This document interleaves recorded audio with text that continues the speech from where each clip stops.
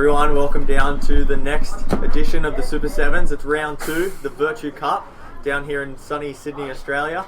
I'm Scott Martin. I'm going to be helping you guys through these games today. I'm here with Nicky T. Hey! Fresh off the plane from the UK. G'day! Yeah, so we've got some exciting games in starting today. First up, we'll have Expendables playing against Eastside Raw. The teams are just getting ready. We've got a couple of minutes before the games start. So if you guys tuned in last time, maybe we'll show you around some of these new camera angles we've got. I think these are new for you, Nicky. These are. Yeah, this is a big step up since the Masters. I like it. Yeah. So these are our pit cameras. So yeah, that's the away pit and the home pit we just saw. 1 minute remaining. Hey, great views. Great views of those pits. So I think we're going to see some great tension in there. Yeah, well, you'll be able to see the guys going head to head in the snake there. So here's our back center camera. So this is from the home side. So Expendables just there on the bottom of your camera. This is a good starting match. An opening gambit. Yeah. Expendables against Raw. Yeah, well, Raw themselves are sort of, if you were watching the last edition, they've actually got a different team lineup. So they sort of are one of those teams that have a lot of players on their roster, and it changes from day to day, hour to hour sometimes. Maybe even point to point. Yeah, well, they were coming up to me this morning and even giving me some alterations on their team list. So they had a couple of guys pull out. They had some extra guys come in at the last second. So it'll be interesting to see what Raw has. A lot of good players, but not necessarily that cohesion of being able to play together, having played together for a long time. Now compare that to the Expendables, who, not only are holding things down here, travelling to Europe, made some friends with the Dynasty guys. Yeah. And kind of like, hey, let's go shoot some people together. Yeah, winning their first 2 events over in the 2 Europe. from 2. Yeah, it's amazing to 2 see. from 2 is not a bad record. Yeah. In the SPL Yeah. as well. Like they didn't go and play like Div 4 or something. Not bad. So, yeah, I mean, the Expendables must have high expectations, let's say. Well, they're putting the effort in. I mean, They you've are got to give them putting the credit under the guidance of Dave and they're just so committed. I mean, if you're friends with them on 100%. Facebook, they're stuck there at the gym every 100%. night. Yeah, they are. They're playing a lot of ball. They're taking the whole thing very, very seriously. Yeah, I mean, it's which is definitely, great. like you say, they're taking it seriously, but it's a very well-considered investment in their future in paintball. Yeah. Most teams struggle for, whatever period of years, Yeah. have mixed results and never really progress. Yeah. They've clearly decided, okay, we're going to bite the bullet here, invest, progress, learn, and then we can enjoy paintball for as long as we want. Yeah, I think especially, again, going back to Dave, it's Dave's put the leading from the front, put the drive and dedication and the commitment and, time and money Yes. into making the team what it is, Yeah. and it just speaks volumes of how they've gone from being where they were the first Super Sevens they played, where they came second last or third last, and then What year was that? Was that like last season? last season, yeah. So and then they just slowly went up and up and up and Wow. up and Because the Masters, To they a- finished strong. yep. So, Winning our first round here. So they've done well. They're as far as I know, I've seen them play 3 events this year, and they've won every single one of those. So Yeah. it's good to see. Especially you see Blake Yarber stepping in, helping these guys out. He does, from teams I've played on in the past and other teams I've seen that get a US pro player coming and helping them. Blake does something completely different where he'll spend a whole entire week with the team, not just coming and flying for the event, play and then go, but he creates himself as part of the team, a team member. we call that responsibility. Yeah, it's good. And Blake takes it on board. So, yeah, I like that. That's the way it should be, in my opinion. He takes ownership of, hey, these guys are investing in me, so I'm going to invest in them, and let's all go on this crazy ride together. So we've got 30 seconds on the clock till this game starts. And have you had a chance to walk the field? Any of you guys seen anything you might think we see this first game? We've been all over walking this field. I mean, watching the Expendables play in training yesterday, they seem pretty aggressive Dorito side. Fairly aggressive Snake side, but they're looking for a lot of shots through the W early on. Well, it looks like they're going quite a Dorito heavy breakout for this first point.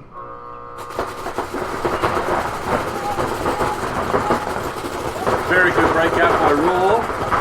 And of course, David Hopkins straight to the wall. All 5 alive. Yeah.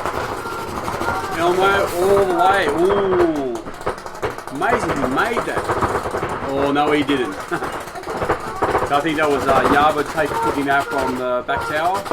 Yeah, I mean, that was Pretty gutsy run. But an interesting technique to get in there. Yeah. And now we got up the second G from Raw into the snake. I think that's Tom Hopkins Oh, now in yeah. the snake. So, looks like a penalty. Was it a penalty? No. Just another G from the Dorito one. Two players at the wall. Don't think they know each other's there. Ooh. That's Wertho holding it down for. Oh no, sorry, I got that wrong. Not Wertho. That's Stephen Adams holding it down for Raw. There, the last player alive. So Expendables taking the first point. Looks like Raw were able to push quite early, getting the first body in the snake, and also taking the wall. The tower, and then moving up to the wall. So it looked like they were able to get out wide against Expendables guns. And looking at Expendables breakout, they had 4 guys shooting down on the Dorito side. They pushed heavy D side for sure. I mean, that was that to me felt as though it was Raw losing the point rather than Expendables winning the point. Yeah, they definitely threw a few bodies away there. And nothing, taking nothing away from the Expendables, they just played smart, calculated paintball. But Raw, made a couple of basic errors. If the snake player had been alive going in, and he could have easily been alive by either maybe going lower, Yep. or stopping sooner. Yeah, he took a very big bite there going to Snake 2. It was a lollop to Snake 2 as well. Well, it was just lucky for him as well that Dave Hopkins in the wall for Expendables was actually looking at Dorito side and not on the Snake side. So it does seem like Expendables were giving a lot of respect to the Dorito side. Far be it for me to criticise anybody going into the snake and diving in. Yeah. Because diving certainly is not my forte. Oh, I think the problem would have been better for Elmo if he just stopped at Snake 1. Yes. Because Alive. He made it to Snake 1, Yeah. and then when he's gone, oh, I can do this. And he's gone around to go to Snake 2, and that's where Blake was able to shoot him from the back tower. So, maybe it was a good move, but maybe just a little bit too much too soon. Yeah, I think there's definitely a lot that the Expendables can improve upon, even off the back of winning that opening point. Yeah. Well, we got some shout outs here. Andrew Smith, morning lads, down from Victoria. Got Morning, Dwayne Andrew. Nichols, Mr. PBHQ. Hey. Morning fellas, hope it's a great day up there, mate. We're looking at a beautiful day. I don't know if we'll get a video later of it, but clear blue skies. Going to be like 19 degrees, no rain, no hail, no fire, Just no like plagues of England. locusts. Yeah, good summer's day, eh? Oh, a beautiful summer's day. This is summer at noon. Russell Bromley's joined. Mr. RB himself. So who we got over here on the lineup on the Raw side? We've got Elmo, we've got Jared Baker, Michael Worthing, Eloise. yeah, Eloise, and I think that's Kurt Haplin. is it Kurt? It is Kurt. I think you might be right. The Raw guys, they're brand new jerseys for them. I was speaking to them this morning. They were saying that 33 degrees, whatever it is. well, they made a little bit of a mistake. So they've got the correct numbers on the back of the jersey, but on their sleeves, on their elbows, are actually the wrong numbers. Oh, They're nice. different That's numbers. a So sewing faux pas. No, that could actually be technically like, people get confused. They think they look from the side. They go, it's Michael Worthing, but no, really, it's Eloise. Surprise. Yeah, surprise, mofos. mind Tom, games. Tom, we wish you were up here as well. Ian Vanderstrup. Now that's an old school paintballer, hardcore pro guy from back in the day. Vengeance and that. So, hey Ian, good to see you've I joined think us. only you're old enough to remember stuff like that, Mike. Yeah. Probably. Agreed. Yeah, we've At my age. heard of you. Yeah. Sorry, Ian. Ian was a machine back in the day, mate. So, So yeah, we've and I'm got. sure he still is now. You're right. We've got our drone just getting set up, so we're going to be able to bring you some aerial coverage. We've also got Wayne down on the field. That camera you're looking through at the moment. That's Wayne with TriPoint Media helping us out today. What are we going to see from Raw at this point? I think we're going to see an aggressive snake break again. Well, possibly. Because, let's be honest. With a little bit Raw more is famous cohesion. that no one at the flag station knows what Raw's going to do at the first point. So, Well, they do have Elmo lining up on the looking ready to go to the snake. He is quite a he's their first push usually. He's pretty fast. He takes after his brother a lot. The famous shitters. 9, 8, 7, 6,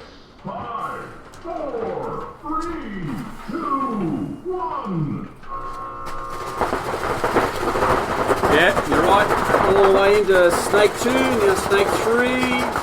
Dave Hall Snake posted up on him. 4. Should be able to catch him there. Oh, yep, yeah. Dave Hopkins, like, I'm going to have none of that, mate. It's the other Dave. Boxing. That's Dave Hall. Oh, was it that? Oh, it was too, yeah, sorry, Dave Hall. And here he goes. Oh, Wow. that was a quick That was point, a eh? very quick point from Expendables. Yeah. Well, that's one way to play it. Well, give credit. I mean, you know, Give credit to again, Elmo. I think Elmo just needs to just, you know, it's great. He's taking the snake. If he, you know what I mean, like he just kept going, and unfortunately, it was just enough. That wall is a real killer for the snake. If you level, it goes both ways. You can literally, you know, you can be lying down. If the guy's tall enough, he can just still shoot you. Yeah, that was a big bite by Elmo to try and, you know, crawl to Snake 3. And especially because he's on the outside. Yeah. You know, if he was on the inside, the snake wouldn't be able to be shot. But because he's so far out, yeah. Yeah, I mean, he was past Snake 2 Yeah, alive. yeah, exactly. So, And, you know, going up a team like against a team like Expendables, everybody knows that Expendables go to the wall. Mm-hmm. So Yeah, you yeah. always, if That's I a was going to be given. playing them, I'd be telling my boys just in the back of your head, every single person has to know there's always going to be a wall against Expendables. Unless David's playing, then you know they're going to go to the wall and beyond Yeah. really soon. Yeah, well, he made a few of our highlight reels from the last Yeah. event. Mate, he was pulling off, mate. His success rate was really, really good. You know, Yeah, well, the walls, like we spoke about when you were here last time, Nicky, we were speaking about how much the wall is actually given, you know, older and bigger the players. wall is like the new dad bunker. Yeah. Isn't it? Oh, But back centre but it's bunker. on the oh, 50. so I'm not going to mention how much I like the wall because that's just throwing myself under the bus as well. No, I mean, I do. I think the wall's awesome to play. I said dad, not granddad. Yeah. You know, it's, shots fired. What's the time? Oh, believe me, we've not even started shooting. Oh my god. 11 minutes into the webcast and Nicky T, the intruder, is into me. So yeah, we got the crew from Skyline Services again. So we're going to be really cool. Get the drone be up shortly. So I want to if see some. you need any drone work done, Skyline Aerial Services. I like these pit cams. I mean, look how calm it is in that Expendables pit. And, hey, you know, What's the raw pit look like right now? I wonder. Who knows? Do we know what the raw pit looks like? We'll go to our technical people. I think we They're actually pretty Yeah, very relaxed as calm well. there as well, Well, quite can we- relaxed. You know? Can we not animate some headless chickens in there? Come on. As a little Adam challenge. It is quite calm, but I mean, shoes off mid-match, that shouldn't be. Yeah, that's Yeah. You know, gutsy, that's a mate. bold That's move. how you Come roll. on, Curly. Maybe he plays without shoes. Maybe he If does. he's from Raw, it's probably his first pair of shoes he's ever owned. Sorry, disclaimer to the Raw guys. Just haven't taken the piss out of you. Sharing the love. Okay, point 3. 0-2 down. Raw. I think they're going to adopt the stay alive philosophy. Hopefully. Yeah. I hope Elmo still does try to go Oh. in, but just if he maybe, I said, just Stay alive from the 50s. So, Yeah, you know, maybe just- No one said anything about back Yeah. line. so. I don't know. Look, you know, they got no fear, mate. Those guys, they'll play anybody. Anytime. So what are we going for? Dorito 3, Wall and Snake I think 2? they'll still push pretty hard. I Yeah. think, you know, but Yeah, I'm calling Snake off the break. Elmo is lined up on that side, but I saw Blake over with the Expendables guys really coaching his players, looking like they're going to push a little bit heavier on the Snake side this time. Maybe have a couple of guns up on that way. So obviously they've seen it the first 2 points. They're going to try and shut it down. I think we're going to see some wall action from Raw. Dave Hopkins out there for Expendables, Blake out there. 30 seconds remain. It's great everyone tuning in. If you guys are, you can watch us now on Facebook and on YouTube. So if you are streaming it to your TV, yep. don't forget if you watch it through YouTube, it's going to be 1080p, Yep. a little bit higher resolution. So if you check us out either on Facebook or on YouTube. a couple more shout outs. Mark Crescent, Mr. H. Yeah, He's just joined. looks like Expendables are going to try and go a bit deeper on the Snake side at this point. No, they didn't push as hard this time. So Expendables copying Raws and taking the Snake off the break for that point. So that's Tom Hopkins there for Expendables and the Snake. First G goes to Raw on their Dorito side. Elmo's being checked now, and he got bounced on the arm going in. Very defensive breakout from Expendables this time, I suppose. They thought they'd just try and run and gun. Oh, ref's running to check the can for Raw. No, he's still clean.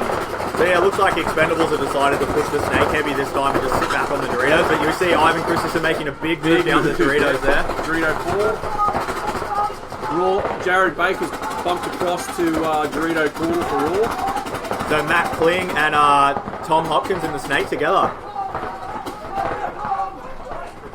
Gonna try and make something happen. So you can see how much, how much ease they're able to move through the snake without a wall.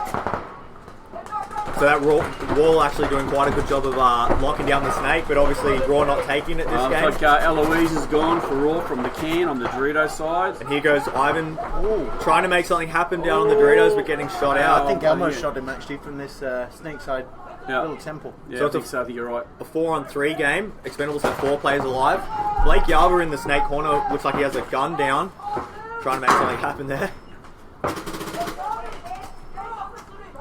This is good. Go Elmo. Yeah, Elmo's holding the fort down. Well, Expendables are 2 points up. You know, they don't have to throw their bodies away. They can just slowly work this game down. So that's the captain for Expendables, Dave Hopkins there, moving his way through the Doritos. Just spreading the field, playing it nice and slow. Right, ref's gone to check. Oh, Dave's out. So Elmo gets another kill. Was it Elmo? Was it the guy on the Dorito? They've got a guy on the Dorito side too, right? They've got Dorito corner. Yeah, Dorito corner. That's Jared Baker. I think Jared Baker's got him when he's come around the outside. So Blake Yarber, 2 kills for Jared. Blake Yarber for Expendables making a pretty bold move across from the snake corner to the Dorito corner to help spread the field, but his gun, still playing around with his gun. Sounds like he's got it working. Yeah, we've got the camera right now is on Jared in the Dorito corner for Raw. So they're doing quite a good job of defense. Unfortunately, though, you can see how bad the sun is on that camera there. The Raw are looking into that morning sun. Hopefully that doesn't play on the game too much. We don't moan about the sun in Europe. We never see it. Yeah. So here goes Elmo for a big move down the snake. Taking out both the Expendables players. Oh, what a play! And shooting out Blake Yarber. Oh, wow. My goodness. So Elmo. That's the play of the event so far. Elmo Sheehan. That was great. So that was at least unconfirmed. The 2 kills on the Dorito side could have been Jared or Elmo. But because I'm pretty sure Dave got taken by We see Jared. Elmo walking off with his hand on his head though. It actually works. Might have been shot on that move, so looks like the referee's probably going to assess a penalty. Well, we have a replay actually of this move here. I don't know who would have shot him because I think it must have been an older hitman because no one did shoot him. No one shot at him from the Expendables. Yeah. He shot all 3 people back, so he must have had a hit from earlier on. Yeah, maybe his teammate shot him on the way through. I think that was maybe Jared Baker trying to get a six-pack. Maybe. But when he ran through, didn't look like any paint come on him. No, he caught all this. So that really shows how important it is. You know, when you're in that defensive position, sometimes just taking that aggressive switch, running down the field, you can really turn those games around. So it looks like I saw the ref throw a red flag. So unfortunately, I don't think Raw will get that point. Yeah, but a hit on the front, an obvious hit on the top bar, dirty hang, shot 3 people. Yeah, it's a 2-for-1, unfortunately. It's a really good play, I don't know where he got that shot from. No, I can only say that he must have got it earlier on and just didn't see it. Maybe when he was battling with Blake before. Maybe. Yeah, maybe. I mean, unlike Blake or someone of Blake's caliber, not to call a shot because more often than not, you know. Yeah. Well, just looking at the bunkers and looking at what paint, there was a green hit on Elmo's loader, and it looks like Expendables is shooting that green fill. So it's definitely from an Expendable gun. And Jared Baker. Yeah. Well, looking at the other, it looks like they're shooting that more like yellowy, sort of brighter fill. No flies on you, Scotty. So I'm not playing Cluedo with you. Troy Charlesworth from Victoria has joined in. Hi, Troy. How you going, mate? John Hannon's got here, Elmo, Elmo killing it. Yeah, unfortunately, but with Ed on his offer. So unfortunate. It's all right. But we're going to take away from the move. The move was an awesome move. Yeah. Especially with Elmo's distinctive run, where he seems to have an unwritten rule where he can't have his hand with his gun closer than to get run down the tape with a player like Yarber. Two mad players on the snake, but take them out and Yarber miss you as well. Yep. Here we go. What happens now? So 3-0 now it should be. Yeah, Expendables not going as deep this time. Not going to take the snake off the break. Raw sending 2 players up to the wall. Elmo taking the snake corner. Dave All taking the wall for Expendables. So everyone's in the wall. He goes around. He's going to take both of them out. Wow. And wow, that was a big move from Dave All. Good work. Blake Yarber getting shot out of the back middle, and also Ivan Christensen. Yeah. Wow, so Jared Baker doing some work Dorito side. Well, it's a good clean-up because, you know, that David All taking out the two Raw guys. Yeah, so 2 players left alive now for Expendables and 3 alive. Ooh, 2 now alive for Raw. Here comes Elmo. Is Elmo going to do it again? For another run through. Just make sure you check your hopper first. Right. He's going to run straight past him. Missing each other. This is interesting. Yeah. I'm on your team. Oh my god! So I think running past each other. That was interesting. That was crazy. If you ever question the value of this webcast, Elmo is delivering. Oh yeah, in so many ways. He's a superstar. Man. Point after point after point. Yeah. He's a great guy. He's an awesome player. But yeah, he just. But that's the thing about the Raw guys. The whole team's like that. I mean, Shitter's his brother. Same thing. They just pull really crazy stuff out, and you know sometimes it doesn't work. Yeah, but sometimes it just works so well. So here's a replay of this run through from Dave All through the center, taking out the 2 guys on Raw. Pow, pow, pow, pow. 1, 2. So that was a big move, but then all of a sudden, Expendables losing 2 players behind them. That was yeah. Let's see if we can go to the Raw hits. Got a couple more shout outs here. One of my favourite people, Mark B. Elliott and Nathan McDonald, and of course, Bear is online. Mr. Yes, the Mr. Bear. Worldwide. Mr. Worldwide. Miss your brother. Jack Werner, Southeast what? Okay. Elmo, the one and only master of random shit. Yes. Yes. It must be something to do with the last name, because Shitters was quite good at that as well. So what's happening down here? It should be 3-0. They just hit the buzzer. Then they were trying to kill a bit of time, I think. So they're checking Tom Hopkins there. Yeah, but I'm saying the score should already be. Now Tom's, 3-0. Yeah. Tom's having quite and with this one, that should make it 4. Tom's having. Well, no, that was 3 because there was a disallowed point, wasn't there? It was a red flag. It should have been a reverse. I think it should have been a reversal, but the referees obviously haven't called it that way. You might have to go and have a word to them about that, Mike. We've gone for the value for money approach. Let's get an extra point. Get an extra point, have it? Okay. Yeah, obviously no point, so maybe they decided it was only a 1 point because they still had Jared Baker on the field. No, that was it. Just one more player. So if they did call it a 1-for-1, then it is. So it is game over. So it was 4-0. I was right. Yeah. So 4-0. 4-0. What do they call that? Submission. Okay. Submission. I think you must have like a sound effect for that. Oh. I'll see. It's got to be like, come on, let's break out some technology. Right. Oh. No, the problem is this. I'm doing the webcast. I've got to have the volume down for the webcast, otherwise.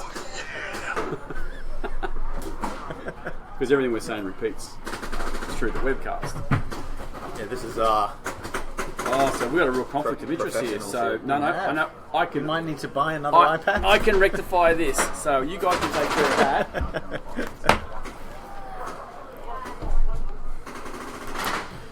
So next up we have SWAT playing Marauders. Marauders. 2 local teams. You probably haven't seen them before, Nikki. No, Masters. Possibly. Yes. They were a semi-pro team coming up through the ranks, and they stepped up this year into the pro division. I love that. Yeah, which it's good to see as well that they're sticking together as a team. You know. Nice. No, did they lose any players in the process, or no? They gained didn't. any? They might have gained a few new guys. I think. I'm not 100% sure on their roster, but I'm pretty sure that they have. The majority stayed together. Fantastic. I think if they stayed in semi-pro, they probably would have lost a lot of players. Because that's generally what happens when you stay in semi-pro for too long. You become a bit stagnant. They've got some of the youngest players we see out this weekend. Oh, really? Yeah, some in New South Wales, it's 16's the legal age to play. So they've got some 16 and 17-year-olds on Marauders. And, so they're in this super interesting phase before women, before alcohol, and before cars. Yeah. They've got money. Yeah. Well, their parents have money. I've got a shout out here from Jason Gardner, who's in Finland right now. Hey. Wish I was there, but Hoko and the Explicit Boys are going to kill it this weekend, which is cool. Yep.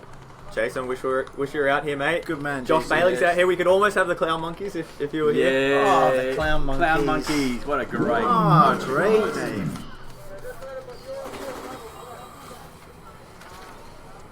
So big roster there. I think Scott's got like 25 guys in their roster for this event. So yes, what? Having a few people come and help them. So they've got Ryan Greenspan of Dynasty fame out helping them out, and they've also got Dan Woods and Farron Batchelor from STK, who were over playing in the Millennium as well. Who STK's decided to take their show on the road, playing in the Division 1 over in the Millennium. Yeah, I'll be disappointed if STK don't win an event in the Millennium Series this year. Yeah. So They're a great team. So it looks like home team lineup. They've got Ben Beretta, Dave Black, the captain out there in the gold mask. Ben Dawson and Will Gunton out there, and Nice. Marauders starting from the away side. So Ben Beretta on the left of your screens, they're number 1 snake player, so we might see him go to the snake off the break. A big bite.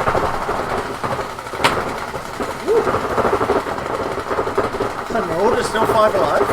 Yeah, so looks like Marauders playing a little bit more of a defensive play. Barry pumps up to the wall.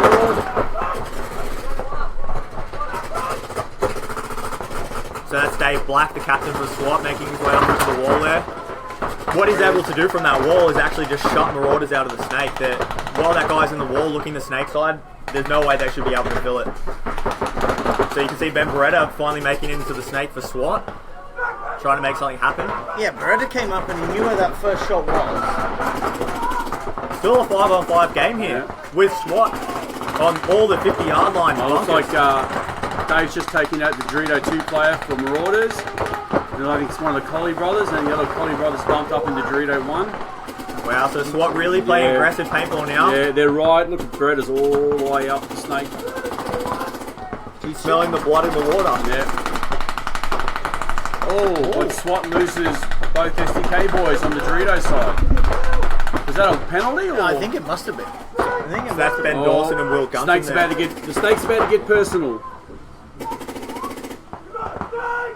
So here we go, Ben Beretta launching, taking out the Marauders snake player. Wow, and a red flag up in the air. Oh, Doc going I to think work. he spun on Beretta. So that's Jason Bias, the captain for Marauders, getting a penalty there for Marauders. 2-on-1 in or maybe 2-on-none. I think there may still be. Oh no, Snake Corner moved to Snake. So Greenspan just checking field, making sure there's no one left alive. Usually, I don't know what happened on the Dorito side there with Farron. I think that was Farron actually, must have got a penalty. That was actually Will and Ben Dawson. Yeah. No, it wasn't Dawson.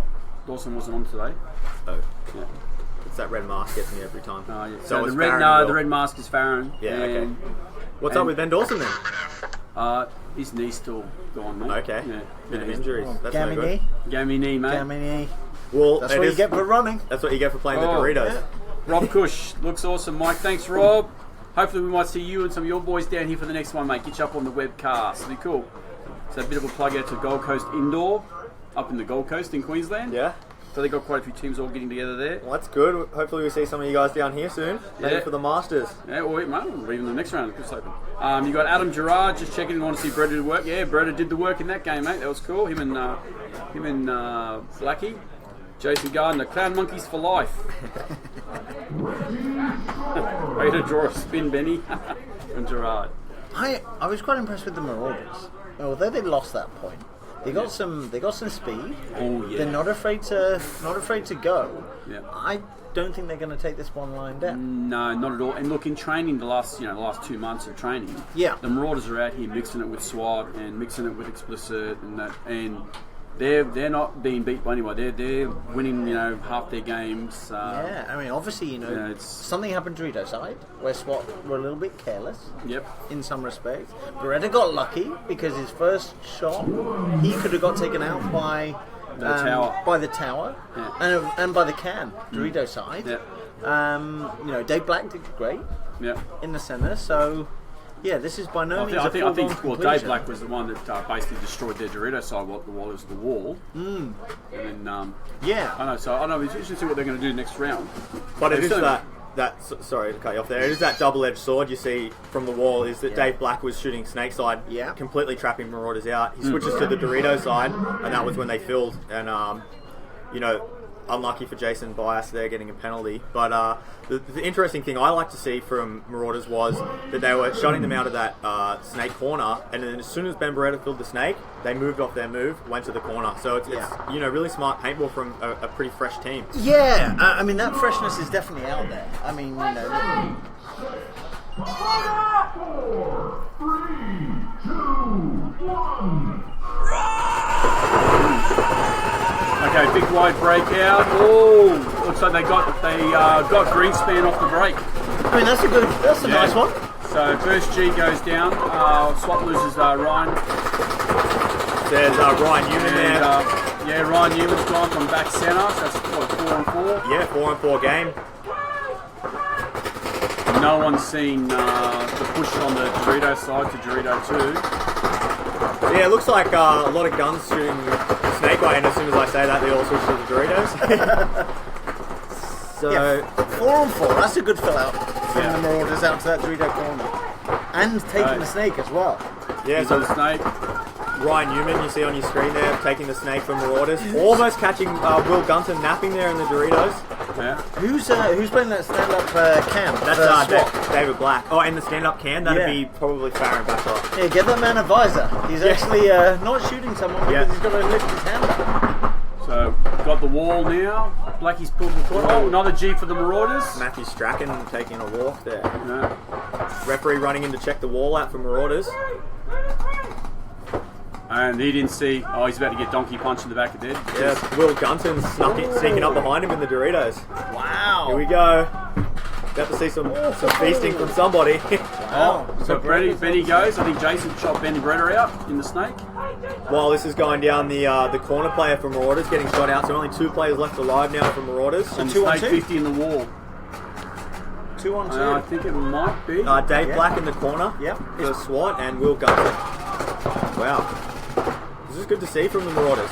Now, I think the Dorito player doesn't realise on SWAT that where he is and that they're all stuck to the wall. Yeah. Because he should be, that's what he wants to do. He needs to come around the other side. Looks like Jason in the wall for the Marauders had some gun dramas. Looks like his gun just not a mutual. Rolling the balls out the barrel there. Wow. Oh. So there was 3 left alive for for the SWAT players. There was Farron. Oh, Farron, yeah. Camping in the Dorito corner. Yeah, look at him. Yeah, I can see what you mean about a visor. You see him holding his hand over his head. Yeah. Couple more hours, or an hour or so, and that sun will hopefully be up in the sky. Yeah, I think that's a good $10 investment. That was Dan Woods. Nicely played by Mr. Woods. Dan Woods, yeah. All these Dorito guys are all the same size. They wear the same coloured masks. Yeah. Now, it's hard to see. Marauder's centre player had his gun off on the breakout. So couldn't, although they shot Greenspan, they could have shot another coming out snake side. You know, so it's really the small things that are making a big difference to the Marauders. Oh, sorry, Matt P. say, yo all, my 9-year-old daughter Isabella Priest is watching with me. Any chance of giving a shout out? Oh yes. So Isabella, a big shout out. Hey Isabella. We got something we can send out to Isabella. Yeah, I'm trying to find a cool appropriate sound effects. Absolutely. You'd be amazed how many inappropriate sound effects. Well, we're trying to find an appropriate sound. Right. What's your favourite animal, Isabella? Isabella, what's your favourite animal? That's all we can do. We've got future paintballers tuning in. It's good to see. How are we going with that drone? Wayne, it's 15 BPS capped ramping, just to confirm. Speaking about 15 BPS, yes. You're going to commentate on paintball. Where's my commentating? Yeah, it's all right. Just leave that there. It's a lot more aggressive, isn't it? Oh my that extra bit of loving.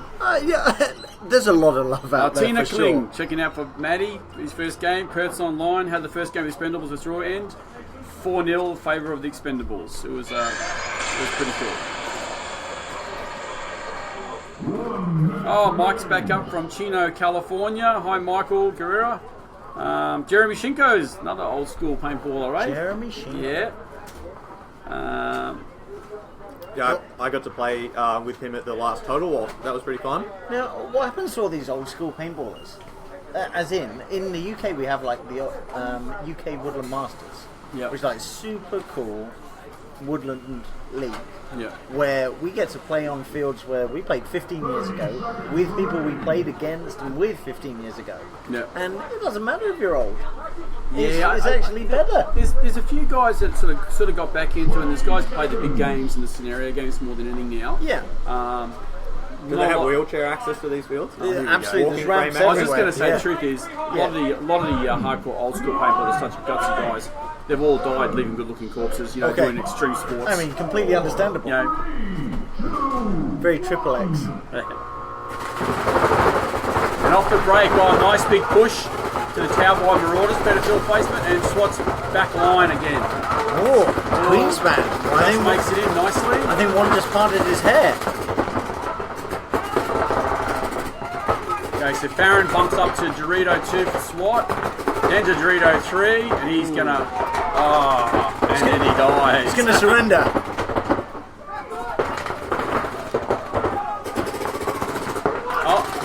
Grind takes out the snake corner of the Marauders, so now it's 4 on 4, Oh. and he makes it to the snake. Tower seems to miss him there. And the Marauders have bumped and filled the snake corner again. You can see the tower player from the Marauders, he's like, oh yeah. He was so busy focused on Ryan. That was so The unlucky. Dorito shot at him, so he turned, and when he turned, he got shot in the back by Ryan. If you're going to be Unlucky. watching the snake, always watch the snake. Yeah. Don't switch back and forth between the That's two. another G for the Marauders. So I think it's just the snake corner left. No, and I think there's Dorito 1 as well. On Dorito 1, Yeah. yeah. Dorito 1's gone, and then I think Ryan's going to finish up with the towel. So Marauders towel it. They call it towel, but Nick Wells wants to keep running through. Why not? That's Nick, isn't it? I think so. Yeah, the green mask, that's Yeah, Nick Wells. Well, I never. Well, I never. We had another one here before. Was I it like from these Marauder guys. Tassie Felons and Davenport Chaos, two Tasmanian teams. Chaos? Chaos. Chaos. Oh, Chaos. no, Chaos is a Okay, very... we're going to come down popular- hardcore on any misspellings or misspeakings. I want to know that's the rules now so that we can turn on each other.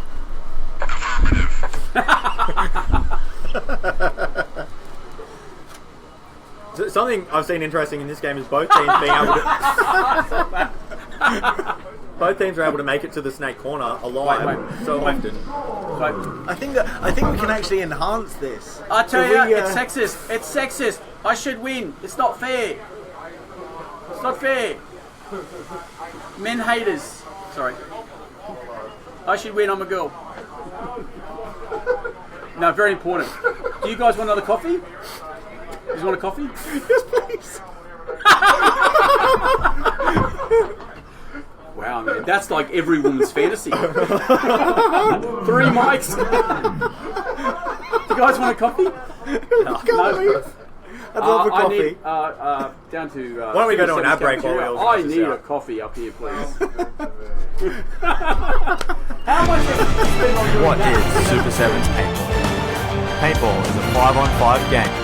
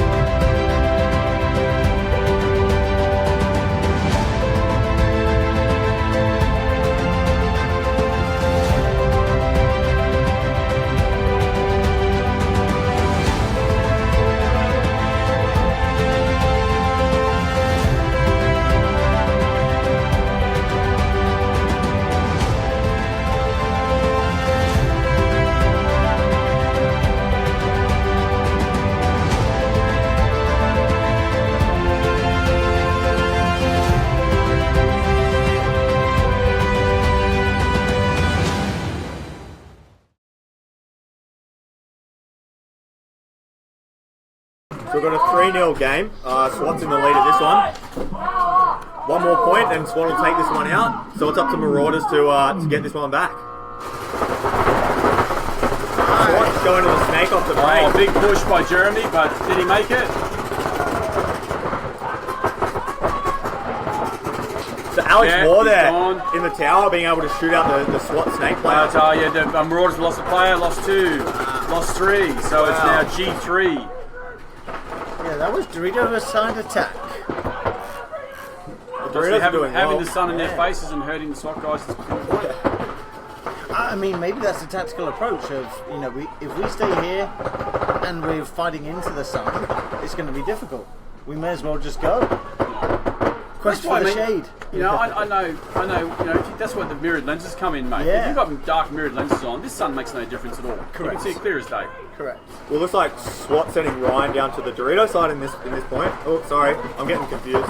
And Farron does his big run through, and he blazes the Dorito. Farron trading out one player left alive for Marauders in the snake corner. Here comes Greenspan. Can smell the blood in the water. And Nick Wells and Ryan Greenspan finishing up the point. Shooting from across field, so a 4-0, another 4-0. Okay, so Richie there, not sure if everyone watching could hear it over the awesomeness we were watching, but that's the sound of David dropping the ball. I don't get that. Who's David? Mike's making a comeback with his new clone 3-man team. I think I'll call the team Sexual Chocolate. I'm not sure how I feel about that. Oh, well, you never say you're a clone. You never tell. Negative. Okay. Jordan Hurst turning at the right time. Missing playing so much. Wish I was up there again. We wish you were here too, mate. This is like virtual playing, Jordan, without the training. Yeah. Or the discomfort.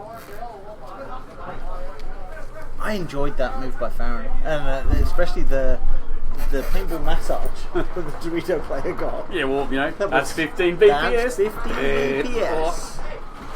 Yeah.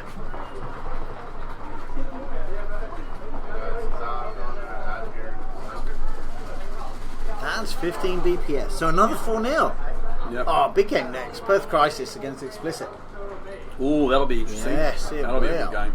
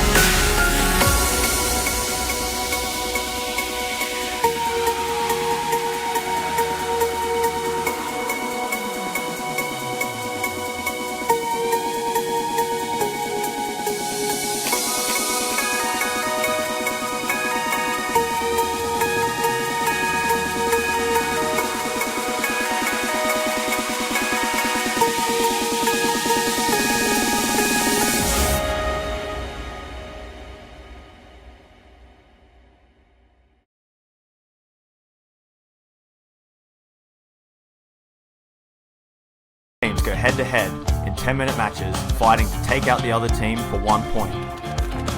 Teams get 1 point by shooting all 5 opponents and pushing the button at the enemy team's start base. Players are out when a paintball hits and breaks on them, including their gun.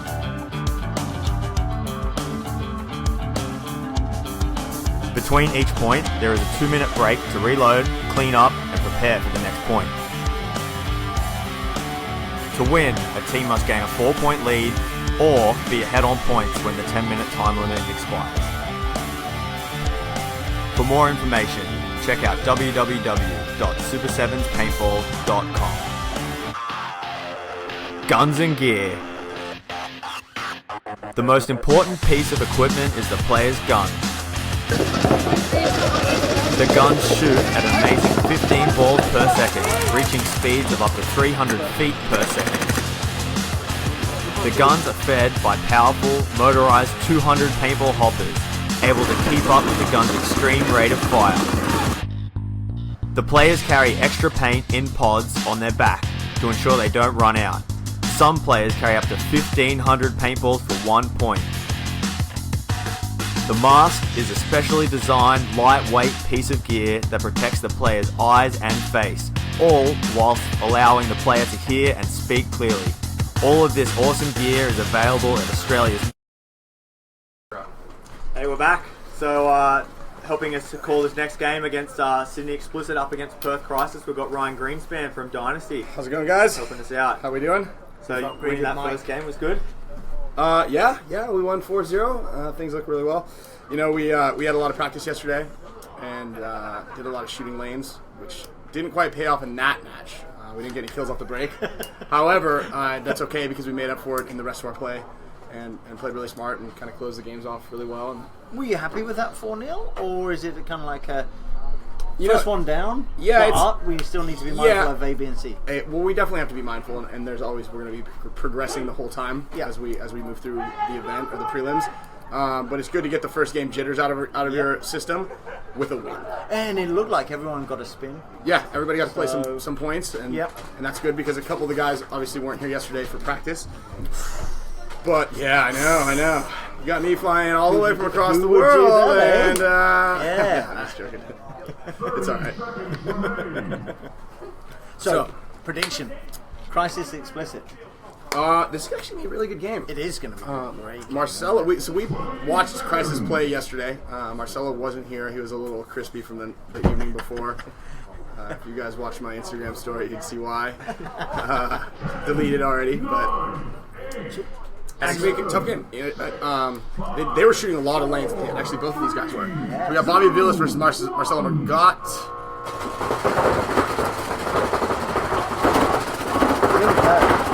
So both teams taking the wall. And Marcelo getting a kill, just coming out cold, really, you know, and shot that guy. He was shooting Snake Way and shot the first Explicit guy out of the God Bunker, which is the first temple before the Snake. Yes, so this is Marcelo's first look at the field. Yeah, it is. It really is. I mean, he walked out here this morning and kind of like looked at it, but this is the first. And this is the Las Vegas NXL layout. However, it's quite a bit different than it was at the tournament. So the same tactics that we used to win the event may not work as well. So looks like Crisis losing both of their entire Dorito side. Yeah, interesting. Both teams taking that wall. Chris Austin, who's played Snake for Crisis, actually does a great job at the wall. Smart guy. Well, it looks like Crisis have actually moved Chris Austin into the wall. Last event, he majority played the wall. So it looks like he's just that good insert guy that can just pretty much play any side of the field. It looks like the wall guy for Crisis is having some motor issues, but there's a trade out right there. Here we go. So we've got, it looks like a 3. Oh, Marcelo getting another kill, shooting Bobby, which is a massive elimination. So I believe it's 2-on-2 right now. Yeah, Crisis taking it from a 4-on-2 game. A 4-on-3 game back to 2-on-2 now. The trade out, and then here's Marcelo stretching the field out right now. And it looks like Explicit is... Where are they? They're in the Dorito 1. It's actually 3 players left alive, I think. They are back center. No, they lost one on the break, the trade out of the wall, and then Bobby. Okay, so it's just the can and the Dorito for Explicit. big lamb on your screen trying to make something happen out of the snake. Falling on his butt, losing his balance. What Nick needs to do is listen to Marcelo and then go down the field. Yeah, Explicit just happy. They are one of those teams that really like to play defense. They're good at just sitting back, crossing up the field, letting you guys run into their guns. Jared Cozier up there on your screen, getting the referee to come check him out. Might have got clipped. Yeah, Nick Lamb shooting him out cross field. Yeah, that's a massive. So the captain, Plucker, left alive for Explicit. That can is really hard to play. At the best of times, let alone a 2-on-1. Yeah, and especially right now, actually, I guess you guys have the nice shade and everything up here, but in that cannon, that Dorito 1, and even you kind of saw it in the wall guy, he went over here and just tried to look at the snake and to put his hand over his eyes. I was watching Farron play that, that we thing. saw Farron. And he was just kind of like, put his little visor on and like looked over there, and there was a dude in the snake. So there's only so many shots you can pull from the hip. Needs to take a page out of Blake Yarber's book. I know, it looks pretty silly, but I guess it is practical. Didn't hurt Billy Wing, both guys who are wearing decades. hats right now, so you know, like obviously there's science behind blocking the sun out of your eyes, but yes, there is. There's also a little bit of science not looking like a bozo out there. Speaking of science, yeah, what have you got in your lap there? Oh yeah, that's right. You know, I kind of forgot I had this thing in my lap. So as most of the people know, and from the webcast last time that I was out here, we were talking about acquiring Bob Long's company, turning it over to Field 1, and now we're putting a lot of the things into motion here by getting some of the first kind of, I mean, I know these things are out here in Australia already, but getting some G6Rs out here brand new and also sending out some tech support as well. We've loaded up the Action Paintball guys with enough parts to fix and help at least fix if there's any issues for anybody who's in Australia, so you don't have to kind of wait for the stuff to come in from It's the a US. long way. It's a long way. I know. I've come out here a lot. Yes. But right now they have this one, and let me see this guy right here. Yes, sir. We've got both of these things here at Action Paintball for sale on their dealer's license, so they're imported. They've gone through the stringent tests to allow them to be in this country legally.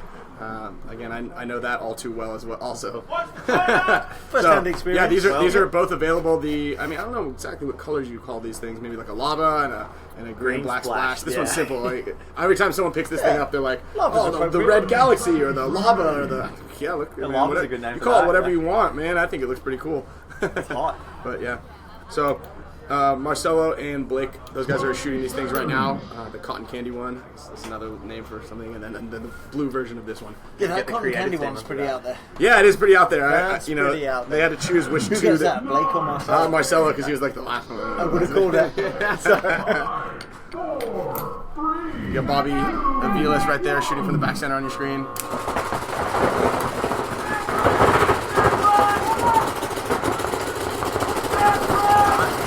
Both teams able to make it into the snake corners alive, which is good to see. A lot of guns up, but still 5 alive on both teams. It looks like Crisis, first one's taking the wall. Also Crisis is in the Dorito 2 as well. So let's see what these guys do up here in the wall. If someone's in the bunker, they're going to lock off the lanes. You know, that's the big thing that I noticed is a lot of people don't really have a plan when they're in here. And the wall guy for Crisis just shot the Explicit player, moving from Dorito 1 to Dorito 2. So he's now officially done his job, and the next move is to go bunker out their wall player, and that's 2 kills, 2 free, easy kills. And here goes Ethan Kleiber. Going almost got 2 right there. Almost. Well, I don't know if you guys saw it, he got a 5 kill, a whole team kill on that run through from the wall after that. So. Oh, no way.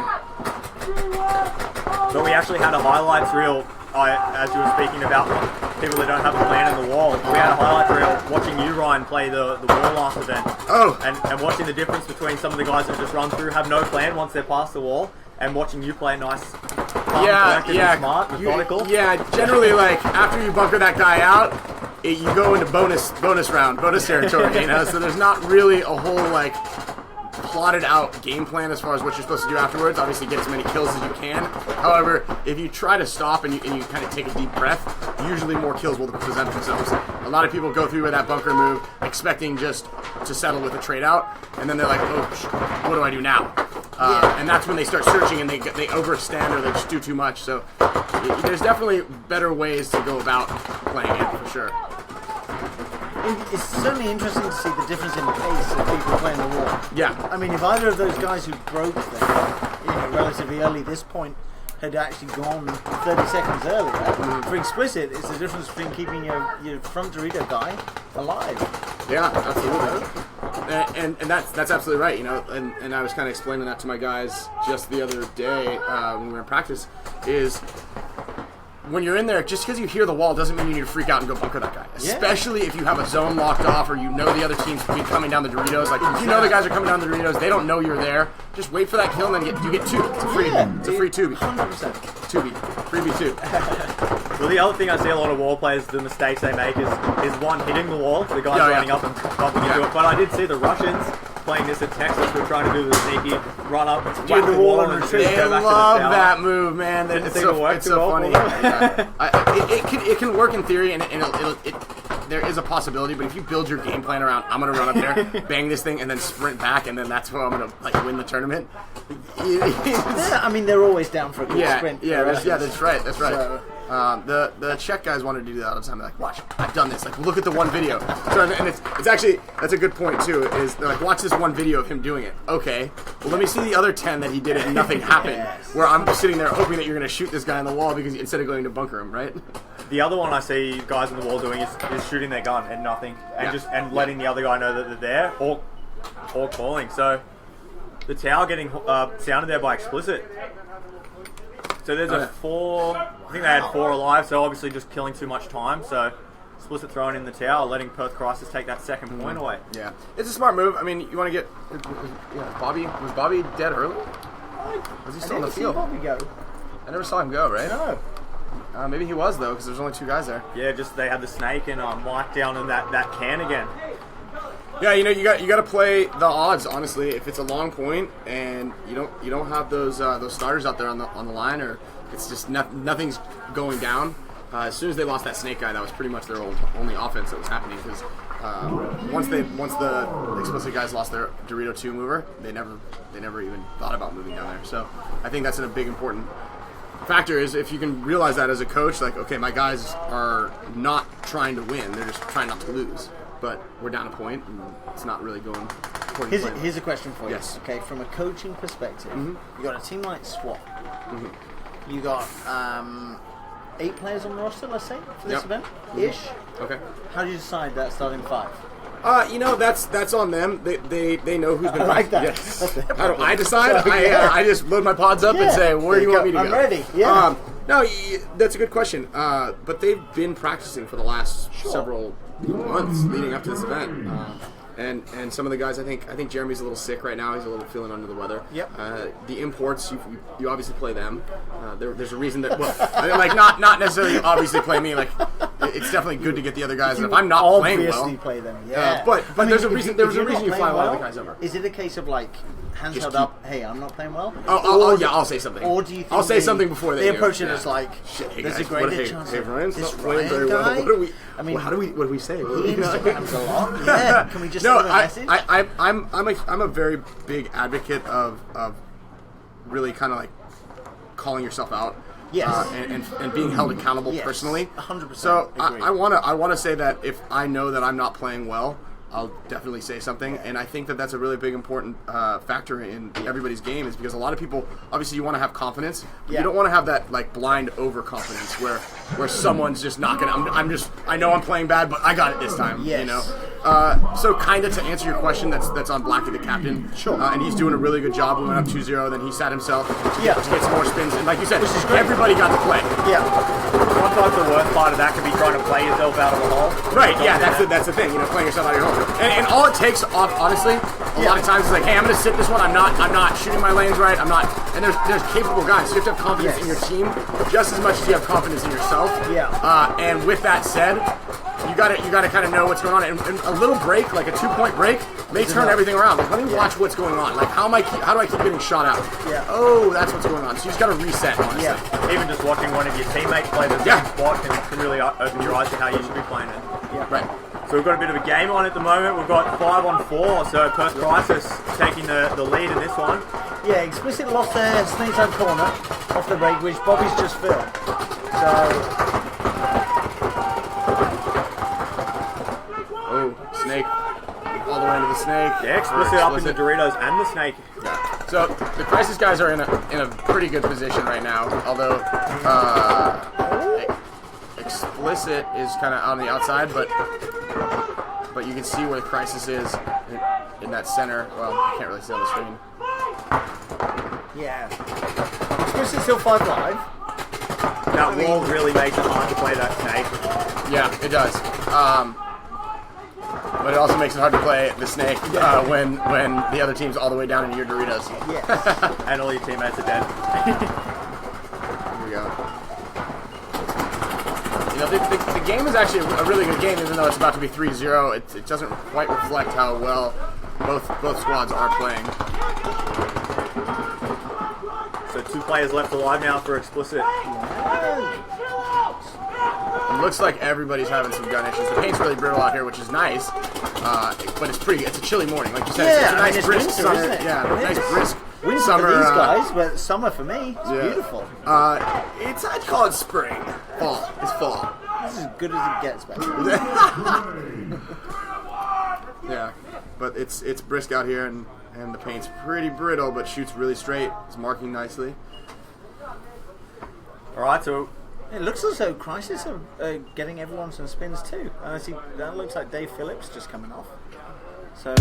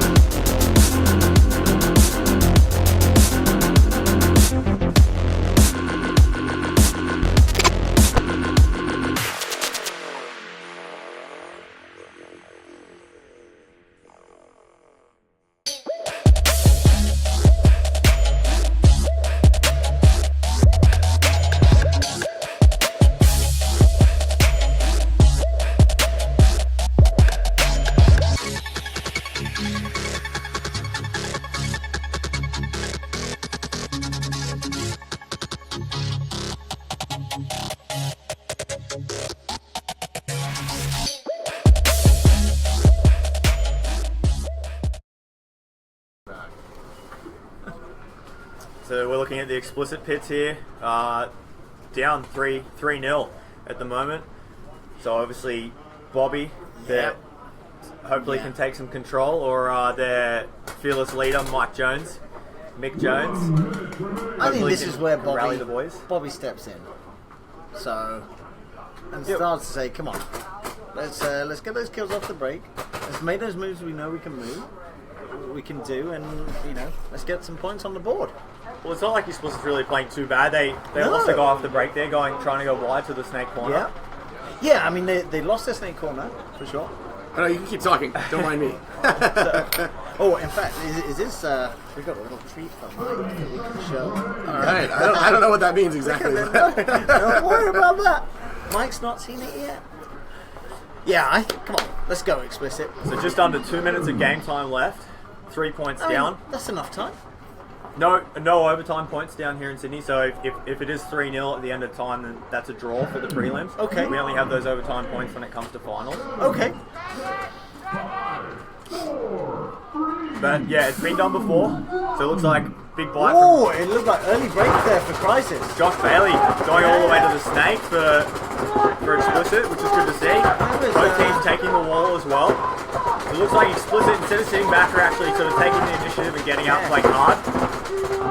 Dave Matheson coming through, clearing out Ethan Kleiber out of the wall there. So a 4-on-4 game with Bobby taking his place now.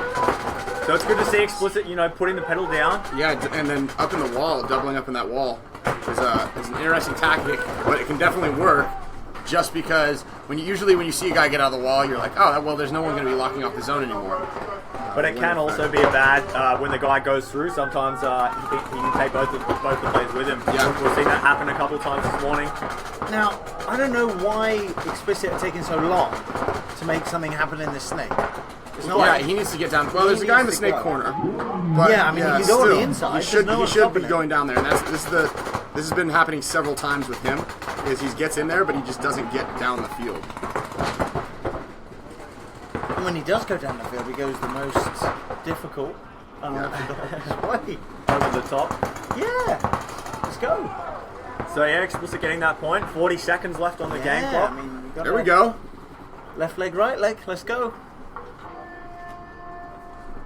So something we should mention is for the prelims, we've got a round robin style system. So all the teams will be playing each other, and then they'll be playing the first 2 rounds again. So these teams will actually face off against each other another really? time. So in the prelim, so whoever wins or loses here, they'll have a bit of time to reflect on this game and come back a bit harder. Yeah, like Ryan said, people do seem to be struggling out there with some equipment issues. So I think it's gear management is going to play a big part. In Yeah, I think so too. I mean, the thing is though, like you said, like we mentioned, it's pretty chilly out here. Yeah, and it's fresh I think for something's sure. fresh.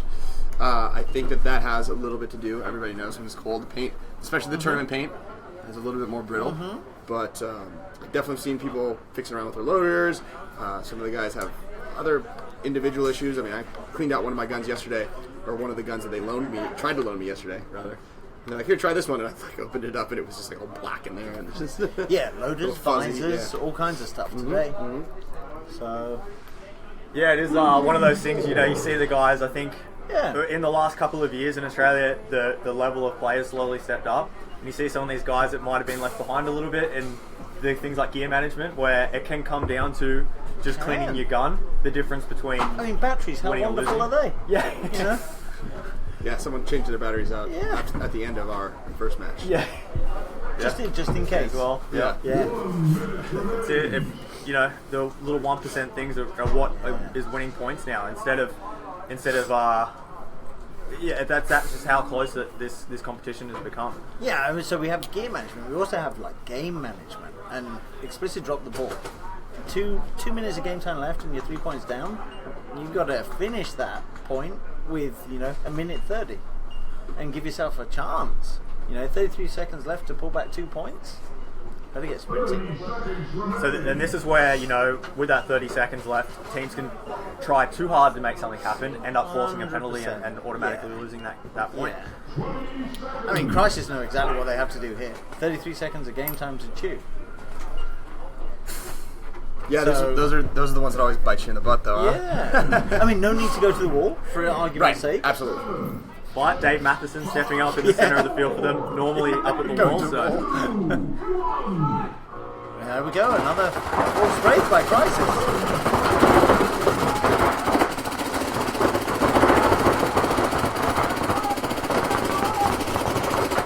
So Explicit getting the snake and no one looking this way. It was Bobby. Yeah. He's gonna get in here, probably shoot Matho in the back. yeah. There.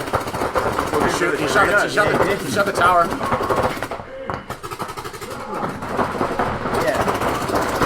Wow, major penalty going up in the middle of the field there. And So, I mean, Bobby playing with the aggressiveness that was needed, the prior point by the whole team. But like we were just saying, having an extra minute on the clock.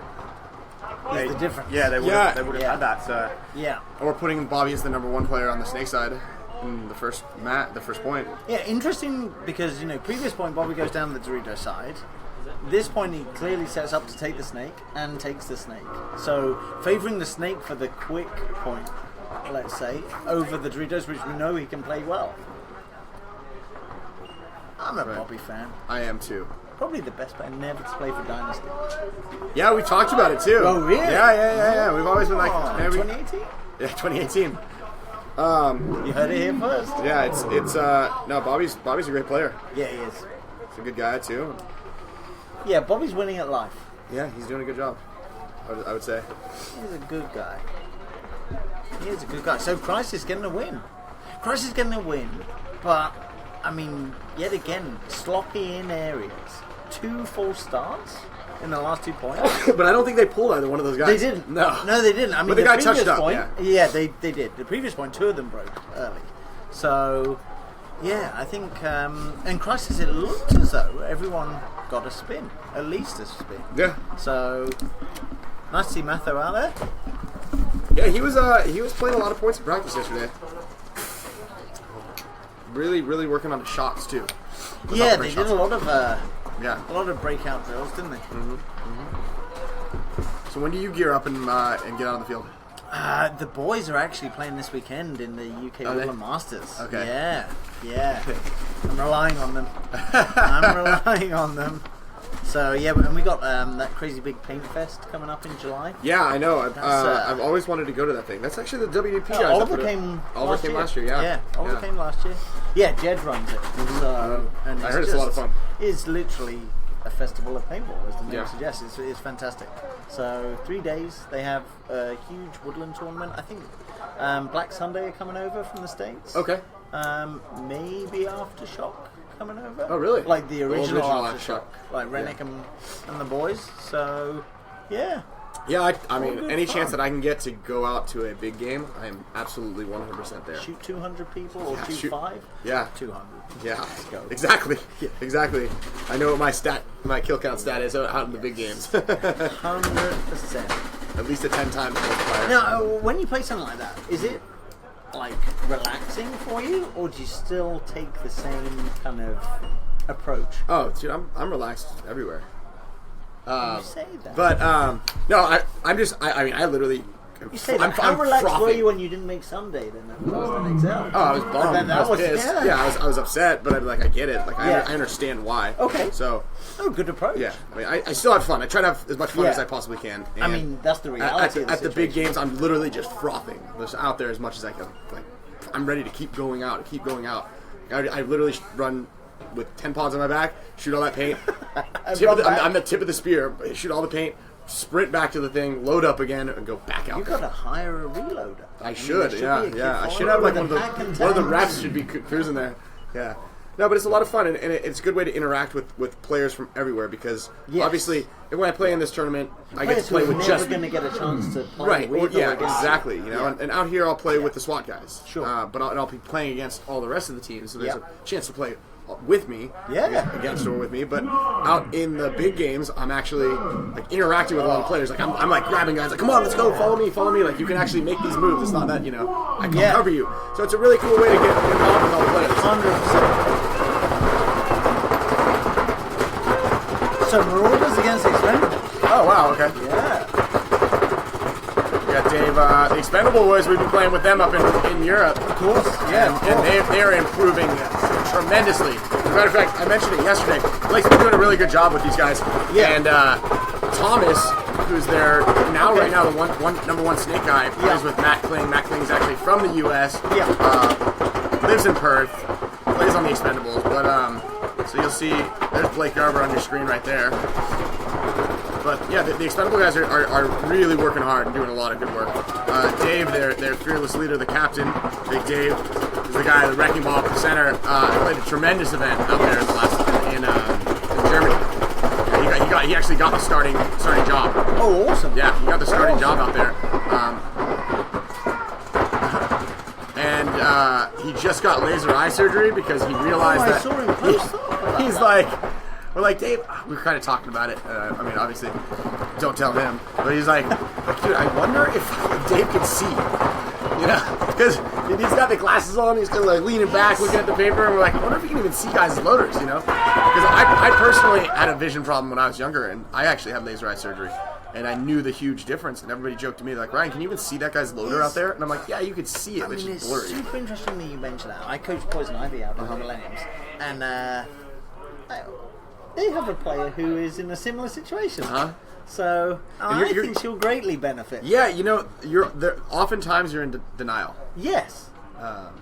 About it, like I can see fine. You can't. Yeah. and then you're like, whoa, the world has just opened up for me.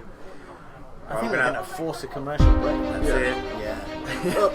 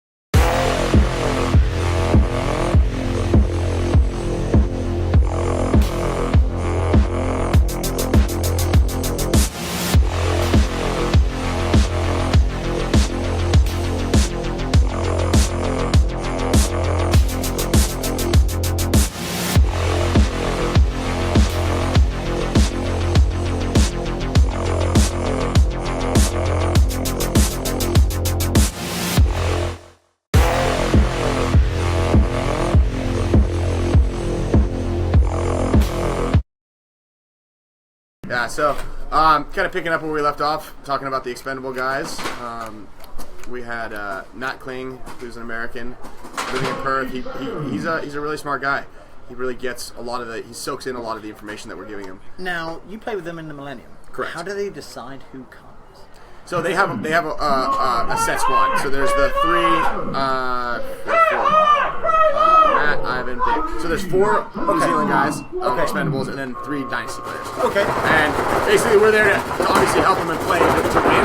Yep. So as long as if we're up points or we're up at all, then we will we'll make sure that they get as many spins as possible. But we just kind of see how the guys are playing, and guys like Thomas, it's his first year playing. Yeah. You know, so like for him to go from his first year to winning an event out here instead of playing with Dynasty out in Europe, it's a high speed learn. He's learning really quickly. Yeah. So it's a steep learning curve. Sure. But he's doing a really good job, and he's learning a lot. And like I said, yesterday I saw him practice, and then today I've been watching him play, and he's already improved leaps and bounds from just 3 weeks ago when we were in Germany. Yeah, I mean, I noticed yesterday, especially Blake spending a lot of time with him. Yeah. You know, explaining stuff, and I mean, they played, I want to say, 10, 15 points yesterday at least, where Thomas would just have 5 balls in his loader. Yeah, that's what Blake's saying. That was his drill. So, play well, and he got another 5. Right. And I mean, it's a, like I said, it's a steep learning curve, and it's tough. But he's been thrust into a fast-paced kind of game. But being able to listen, learn, and adapt is going to be big. So it's just you got to stick with it and kind of, I guess, hopefully weather the storm if we ever get frustrated. No, I mean, fast forwarding to next year. Yeah. If the Expendables make CPL, you keeping the same dynamic? Yeah, I think so. I I don't see why not. I think we'll mix in a little bit, like give a bit more variety of players on the from the Dynasty side. So maybe the 3 of us will go one time, and then one of us will sit, because I know Tyler really wants to come out there, and I guess Blake told me he was going to come out. I don't think Europe's ready for Tyler. Yeah, so, not again. Yeah, no. Yeah, they'll be in trouble. Yeah, yeah. I mean that's the thing, isn't it? I mean, you have Kyle's out there with ML Kings. Yep. Blake's out there with ML Kings. Then you have Tyler, who could come out. Right. Who else do we have? A-Rod? A-Rod can come out. I know he's up for it. Yeah. He's got his budding musical career going, so... He seems to be doing quite well. Yeah, he is. He's getting bigger and bigger. So... He's a really talented musician. Yeah, I mean, those Dynasty karaoke nights have paid off. Yeah, I guess so, yeah. I usually try to steer clear of that. It's usually Alex. Of course, Alex. They're like, whenever they room together, they sing Jungle Book, or Disney tunes. Yeah, I bet Alex is awesome on the tambourine. So we got some people watching out there. If everybody's tuned into the Facebook webcast, the live feed there, you can maybe toss up a comment and let us know if you have any questions, you want to say hi, you want to shout out, anything like that. Seems like... Yeah, I got to say hi to Neil from 5 Star, because I know he's tuned in. Okay, there you go. Anybody who is tuning in from the States, thank you for staying up. I think it's still a little early. It's not too bad. It's okay. like around midnight back home in Europe. Okay, so it's around 2 in the afternoon in California, I think. So anybody who's watching from there, I know I posted up a couple things, so hopefully that's working. What do we got? Howdy, Ryan. Hey, Andrew. There we go. We got one. Singapore says hi to Beagle Neil. Belgium. Huh. All right. Well, so hey, that's good. We're getting some Puerto Rico in the house. So really cool to see a lot of people internationally getting out here and tuning into the webcast, supporting paintball. Please, everybody who is watching the webcast, make sure you share and post about it so your friends get a chance to see it. The Expendables, it's 2-0 right now. They have much better field positioning than the Marauders. Yeah, I've been doing some work down the snake side. Already got 2 kills. So right. Yeah, well, that's actually Ivan on your screen on the Dorito side, who's backing up Blake Yarber. Blake, I think, wanted to get a little closer to everybody. Tired of doing all the support stuff in that back corner. Alaska, man, we are all over the place. All worldwide. Look yeah, at that. We sure are. Let me get a snap up here. So right now we're getting shout outs from everybody around the world: Puerto Rico, Tassie, yeah, we can call it Tasmania. We got Penang, New Zealand, Alaska. Penang. We have got Eskimo brothers. Well, we got a lot of people out there. So, everybody who's tuned in, come in, comment in the comment boxes, share the video, promote PayPal, help us out here. So we are also on YouTube. Oh. So Facebook's 720, YouTube's 1080. So if you're watching it through on your big screen TV or something like that, definitely YouTube's the way to go. But the comments are coming through on Facebook, so we won't be able to talk to you if you're on YouTube. Sorry. Oh, okay. just Facebook. So Facebook's where it's at. Yeah. So I guess either change the channel if you want to shout out, or just keep watching it nice and crispy at 1080. I think we should do a Webbo giveaway. What should we give away? Come on, Ryan. What are you going to give away? I mean, all I have in my hand right now is my cell phone. That's not leaving my hands. Ryan's And I got cell phone. these If you wanna win Ryan's cell G6Rs, phone. which are also. We'll give them away. I believe Action is giving them away for $16.50 There we go. Australian. But mind you, that's Australian dollars, not US dollars. We'll give one away to the first person who calls Ryan on his cell phone. Now. So his And then, number right, is- do not flash my number, please. That'd be a sick joke. I think someone did that a long time ago. It was on PB Nation. I had some kids calling me, and I was like, I think it was Oliver or Todd. And I was like, hey, anybody want to call Ryan? Like, Awesome. awesome, huh? Awesome.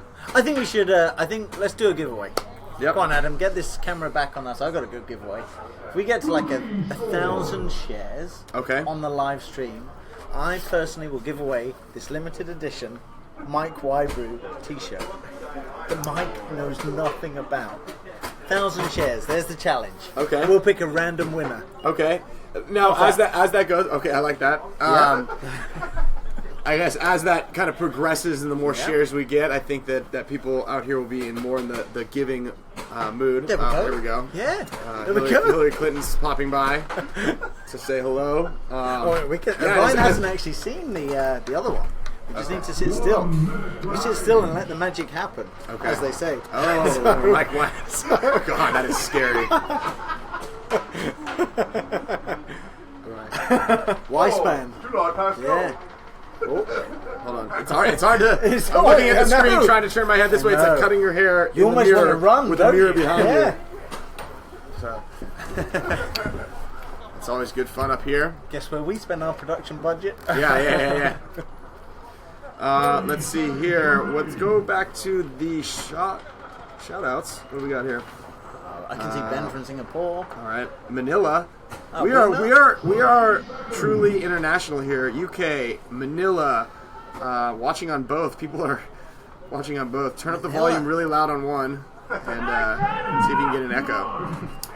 Field 1 Paintball is checking in to watch the Expendables. Hey, look at Hey, Field 1 supporting Paintball. Get back to work. So you got Matt Kling on your screen with the Davey from New Zealand and all the rest of the Expendable boys breaking out with a 3-0 lead, I believe. Yeah, Marauder's still 5 alive, man. Oh. Just lose their... So it looks like, I think it's 3-0, so the score on your screen is a little off. So here's Matt Kling. He plays with us out in Europe. He's our Solid Snake player. He's getting a lot of kills this match. He's playing really well. Yeah. Like I said, he's a smart player. He gets it, like you see him do Yeah. that quick wrap and a check off in the center. Yeah. Quick moves, and you got Thomas backing him up. You got Ivan on your screen right there. He's another player who comes to New Zealand with us. Looks like Blake is sitting this one out, giving the full squad a couple spins.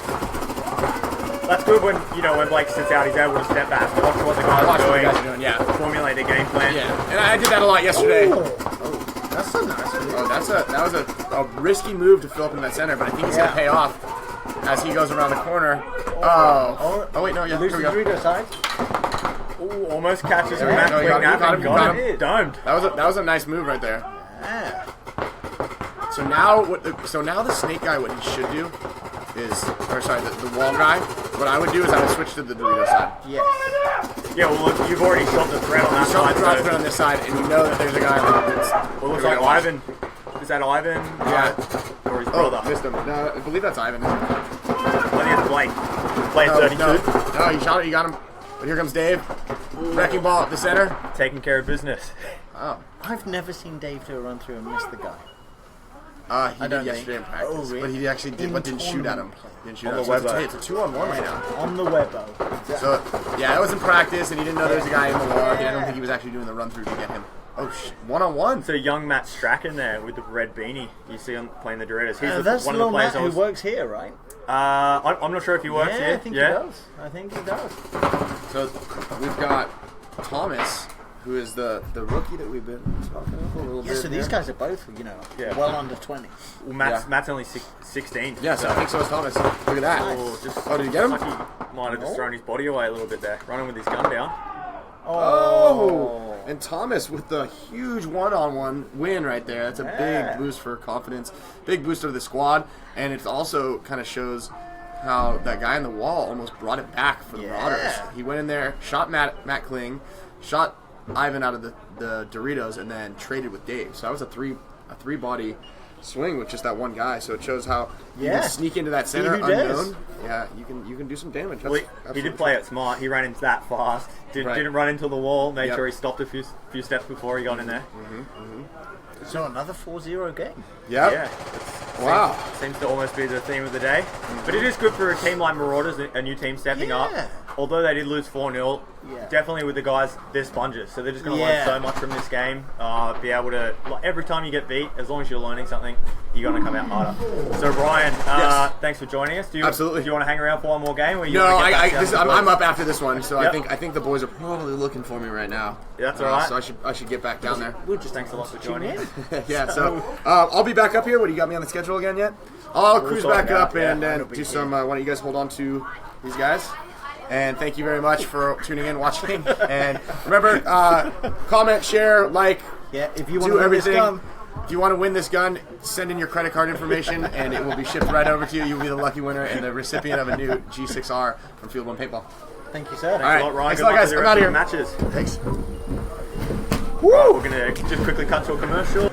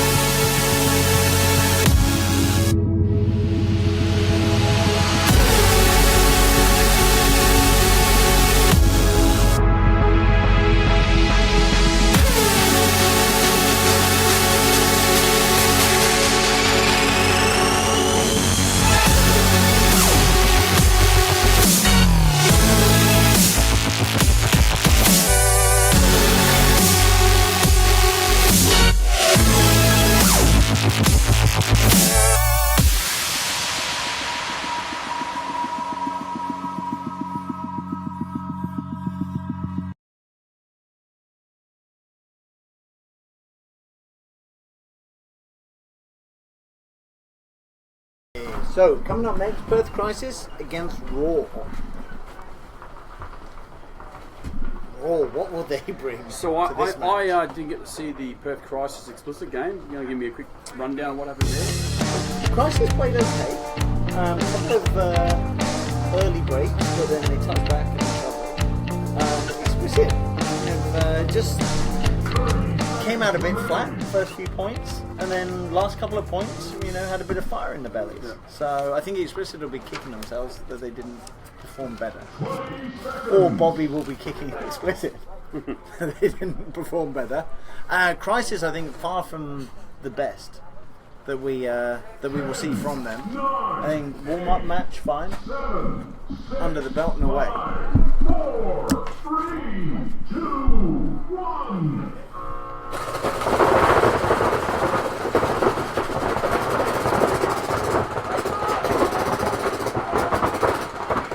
Oh, so Crisis losing myself.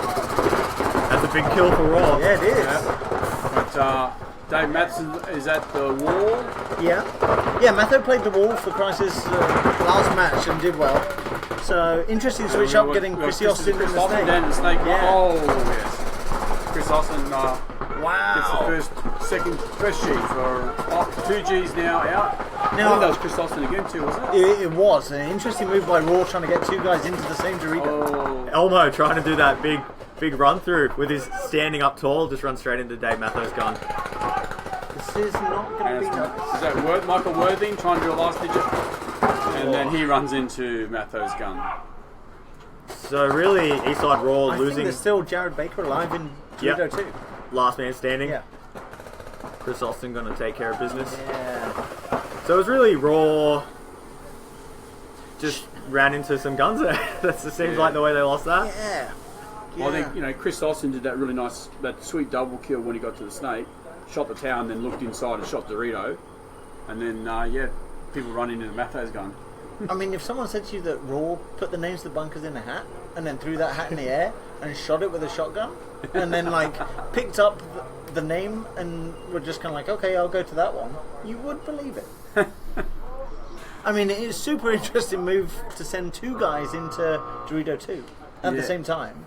Well, I think that's because, like I said, they really don't know what each other's doing at the start gate. I think Jared Baker only made it in alive because Chris Austin was laughing at the time and could only compose himself to shoot one of them. Well, Jared actually did double stack that Dorito for a second. Yes. It was good to see. Yes, he did. Okay, got a couple big comments here again. Where we go? Kane Reed, who's the personal trainer for the Expendables. Yes. He's the machine creator. I mean, I don't want to dob anyone in, Kane, but they didn't warm up this morning. Oh, and was that Dave Hopkins eating those Krispy Kremes? I think so. Oh, I wondered why he was having that in a Red Bull. Yeah. So a sugar rush and a half. No. Janelle Summers, go with the camera. We did not break Tim. No. Although we did buy some Crocs. So. Yeah, it's going to be an interesting night when he gets back with those. Dun, dun, dun. Hey, Janelle, check these bad boys out. I think Kevin was trying to sneak them into his bag this morning. Just saying. Just saying. So, we got a little bit of a break here. Why don't we talk about what happened last weekend? We had the amateur. Yeah, we had the amateur and we had the novice event. Look how quickly Mike scanned through his brain there. I was thinking, when I was young, I needed the money. No mention of paintball. What did I do last weekend that we're going to be brought up now? It's only because I don't trust any of you, right? You're throwing me under the bus anything here. Yeah, so we had the novice event and we had the amateur event. And it was a cool thing with the amateur event. We actually had a hybrid team from Tasmania come up and play. First ever time. Oh, really? And I'll be honest, we'll talk about it after the game starts, but I was worried they might come up and get destroyed, and haven't played. Yeah. In the prelims, they smashed everybody. They smashed everyone. Nice. 3, 2, 1. Okay, Raw's on our home side. You see Raw on the camera right now. Wortho starting with his gun off. Classic Raw style. Hey, at least he remembered his loader. Yeah. Hunter. Yeah, Zach's been taken from Dorito. So, first down is a Crisis player.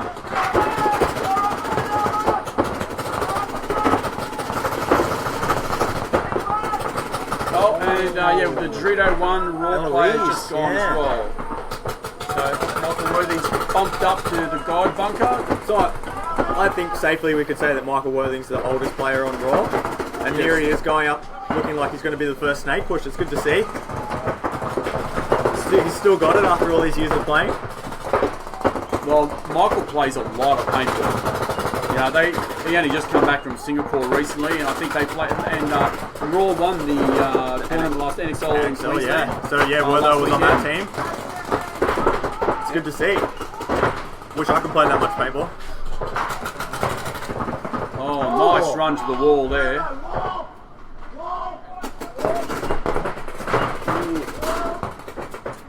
So yeah, Chris Austin in the wall there for Perth Crisis, doing a good job of keeping Werther contained. Werther just needs to relax here. It looks like he's trying to make something happen again. Might get himself shot out. Yeah, I think Jared Baker taking the right approach to Dorito side for Raw, trying to get downfield as fast as he can to put the pinch on Chrissy Austin. Well, with Werther making his presence known in the Snake, he has all the guns. He just gets away with it. Here comes Elmo walking down the field. I mean, if Sesame Street played paintball, nice move by Michael. So Werther moving up in the Snake. And Jake's about to get shot in the back. And Matho, big move by Matho. And while that's going on, Nick Lamb comes through and bunkers the ref in the back of the head. Wow. I mean, do we have a replay of that? I hope we have a replay of Elmo's move. I don't think we should call it a run through. I think it's more of a walkthrough. Here he comes. I think it's a trot. Yeah. He slows right down. Yeah. Yeah, this is not slow motion. Yeah. This is not good. Did he miss him? He got him. It just he called did the right thing, called the referee in for a check, and took the referee a little while to see it. Doesn't really matter because he pressed the button. Dave pressed the button. So the game's over. Or the point's over, so I should say. But it was good to see Werther moving off Elmo's move there. Saw him walking down the field and decided to go for his own. I'm in. Where is Kevo? So Ross Bronze asks, where is Kevin Wong? Kevin Wong is down playing Div 2 with the Syndicate boys. So anyway, back onto amateur. Yes. Right. Yes. The guys from Tasmania, the Felons, which was this hybrid team made up of like 3 different Tasmanian teams. I'm glad you clarified the Felons from Tasmania. Set the wrong tone. Yeah. Initially. So, I mean, I've never been to Tasmania. Exporting their so, yeah, bring them back to the mainland. Welcome to Australia. Yeah, we call them Victorians. Okay. Yeah, Tasmanians that can swim. Okay. So basically, so they came up and they had they had a bit of a walk of the field with Dave Black and Kristen, Dave from Captain Sydney Squad. Yeah. And first game, straight off the mate, they really beat down all the mainland teams. Yeah. And then unfortunately for them, they decided to lose 2 matches all weekend. They were the last 2 games. So The knocked them out for semi-finals and semi-finals and finals. So I mean, I must admit, I felt really bad for them because like. Not such a great guys, but just that they've done so well. It would have been nice for them to go home with some bling, Of course. But true to their character, man, they're like more pumped. I think they're going to be back for the more next than round? Well, there's more than one team coming back to round 3. They're bringing friends. They're bringing friends, reinforcements. More Felons. And I think they picked up a lot of stuff as well. So it'll be good for them. They'll go back now with what they learned from playing and work on those things to come back even stronger. Picks up a lot of stuff that way. They'll probably go home and win a bunch of events too with what they've learned. I think that'll be the big thing. If their next local events, I think those guys, I really feel that they'll probably feast. And also good on Blackie and Kristen for spending the time with them. Yeah, absolutely. Well, that's the nature of those two. They can't help anybody. Kristen will be out here. You'll see her.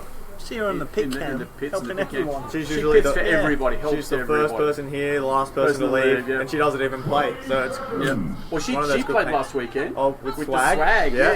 So they missed out on the finals by half a point. She's got the inside track on everything. Here we go. So Perth Crisis have a lead on this game, 2-0. It's like Matthew Marcello, Dave Phillips.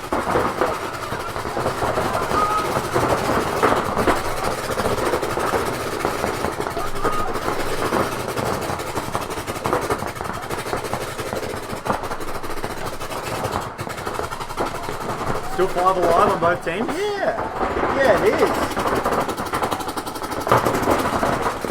We're all making a bit of a push to Dorito side. Crisis over here on the Snake side going to work. Matho up in the wall. Now it looks as though Crisis are playing the same straight 5 for a lot of these points. Oh, Raw losing Eloise from the back and McCann. And Chris Austin going to work there. Yeah. Now, Crisis lose their front Dorito. Oh, their entire Dorito side actually. So just 3 alive for Crisis. I think it's a 3-on-3 at the I think moment. it's a 3-on-3. Yeah. Raw have Dorito 2, or had Dorito 2. Seems like Raw are favouring the Doritos a bit more. They had 3 guys go that way, whereas Crisis are going Snake. Oh, and Jared Baker's Jared really make a good. nice bump up there. I think he got him before. Now, is Jared a native Raw player, or does he? No, he sort of guesses everybody. Yeah. He plays. He's a really good player. Really good player. He had his team that the name Relentless. Yeah, they were cruising around, and then just slowly one by one they all started leaving. So Jared's just a free agent. Playing around. Playing woods ball with him a couple of weeks ago. Nice. Oh, so Mather gets shot from the wall. So 2 and on Jared's walking as well. Oh. And Crisis finished with 2 live players. Yeah, Marcelo and Chrissy Austin. Yeah, David Hall from Devonport Chaos and Launceston Aspire. They united for the Tassie Felons. Best weekend ever. Huge thanks to the teams and the crew of action. No worries, David. We look forward to seeing you soon. Kaiser, the man, the myth, the legend. He's on. So hey, that's cool. Hi, Kaiser. We miss you, man. Why are you not here? It's not the same without Kaiser. And the Reaper crew. Yeah. It is not the same without No, Kaiser. no, it's... We don't even need instant replays with Kai. No, it's unreal. You know, Kaiser is the Australian bear, I reckon. Like, you know, like... There's whenever you're around Kaiser, it's just like heaps of stuff happening, and everyone's laughing, having a good time. Yes. It's like an instant party. You know what I mean? Like pow. So yeah, missing you, man. Not being here this weekend. And Kaiser. Tassie represent your job, Felons. That's Alex Ives. Yeah, mate. They did. They represented you guys really well. They played hardcore. They were really nice off the field. They were awesome all around. We're watching you, Michael. The Felons. I'm on best behaviour. Watch out, there's a couple copies of me, isn't there? So if there's anything wrong, it's one of the clones. It wasn't me that did it. Hi Janelle. Hi Mike. Hi Janelle. We should inform you that we've decided to do a giveaway. If we get to 1,000 shares, we're gonna give something cool away. Oh no! It's gonna be something that really. If it's a picture of me in anything, wearing anything, or Photoshop, here we go, faces again. What, you mean like that? Oh, look at that! Jeez, I'm hot. We are. Oh, that's awesome! Can't you see the resemblance? Yeah, I look just like that. 1,000 shares of this live feed, and we'll give this T-shirt away. Oh God, sorry. Speaking of giveaways, we've got to get Tim up and for the push paintball. For the push paintball thing that we're doing. So the giveaway. Yeah, the giveaway. Get that also. We should get that. Yeah, we're going to announce the winner of that live on air. That's not a seamless link. I don't know what it is. That was an epic fail of my marketing skills. Hey, Timmy! There he is. I have to get Tim Summers up. Maybe you could go get him. Yeah. 3-0 down. What are Raw going to do with 4-10? Well, they have the time. They have the time. They have the time. Is that, so Chrissy Austin sitting in the pits. 10, 9, 8. So Price is giving a few different guys some spins. Looks like Mike Downing out there for him. So Jared Baker, normally playing the Doritos, looks like he's going to go through the center for Raw. Yeah. A lot of stand back shooting happening for Raw. 5 guns up.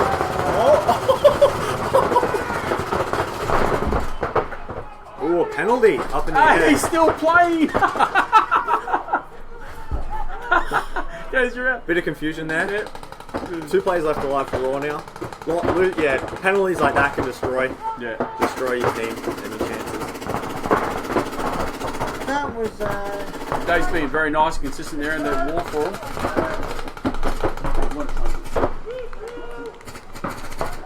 Yeah, Raw are making this hard work. I mean, the penalty never helps. They've managed to get out to this snake side corner, but just 2 alive. going into this potential final point of the match.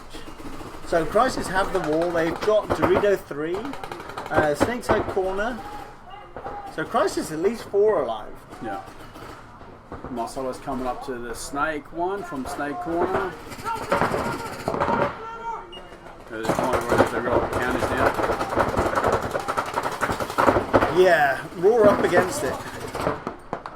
You see the Snakeside Corner there on the screen. Again, I know I keep saying it, but I love the sound of those guns going. Oh, Yeah, 100%. Yeah, we had actually had a few questions. Certainly people from Europe are now unfamiliar with 15 BPS. This is what 15 BPS sounds like. Yeah, they didn't know it existed, all the newer players in the sport. Can the guns shoot that fast? And I said that the interesting thing is, we had 15 BPS ramp 2 years ago. Yep. And then with the whole, here we go, it's going for the big run through. Oh, he's called it.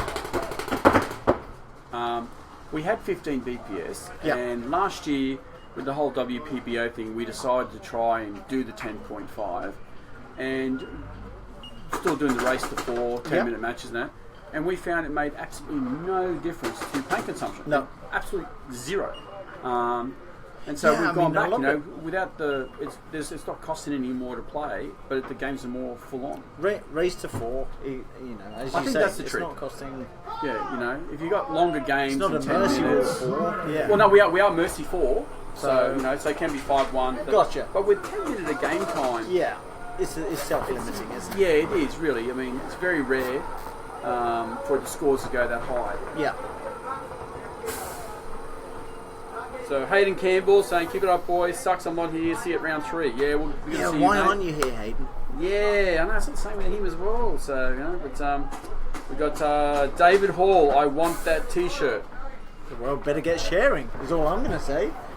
1,000 shares. And so if we don't get 1,000 shares, the shirt has to be destroyed, right? Yeah. There is I'll no take it. doubt that we will. I'll hold on to it. Or will that shirt go and in your cupboard with my Go Hunting with Adam T-shirt? Which I almost brought this event. That will come to the Masters when we get 10,000 shares.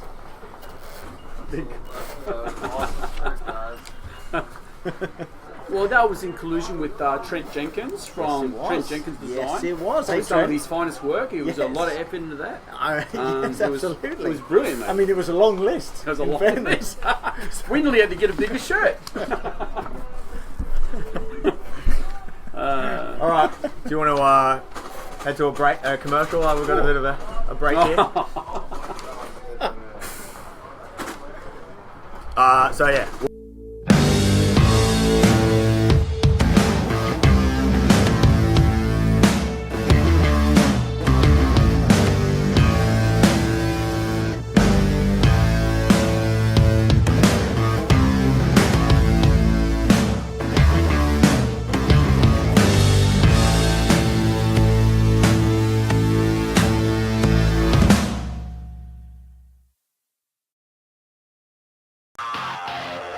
Guns and gear. The most important piece of equipment is the player's gun. The guns shoot at an amazing 15 balls per second, reaching speeds of up to 300 feet per second. The guns are fed by powerful, motorized 200 paintball hoppers, able to keep up with the gun's extreme rate of fire. The players carry extra paint in pods on their back to ensure they don't run out. Some players carry up to 1,500 paintballs for 1 point. The mask is a specially designed, lightweight piece of gear that protects the player's eyes and face, all whilst allowing the player to hear and speak clearly. All of this awesome gear is available at Australia's #1 paintball store, paintballshop.com. What is Super 7's paintball? Paintball is a 5-on-5 game where two teams go head-to-head in 10-minute matches, fighting to take out the other team for 1 point. Teams get 1 point by shooting all 5 opponents and pushing the button at the enemy team's start base. Players are out when a paintball hits and breaks on them, including their gun.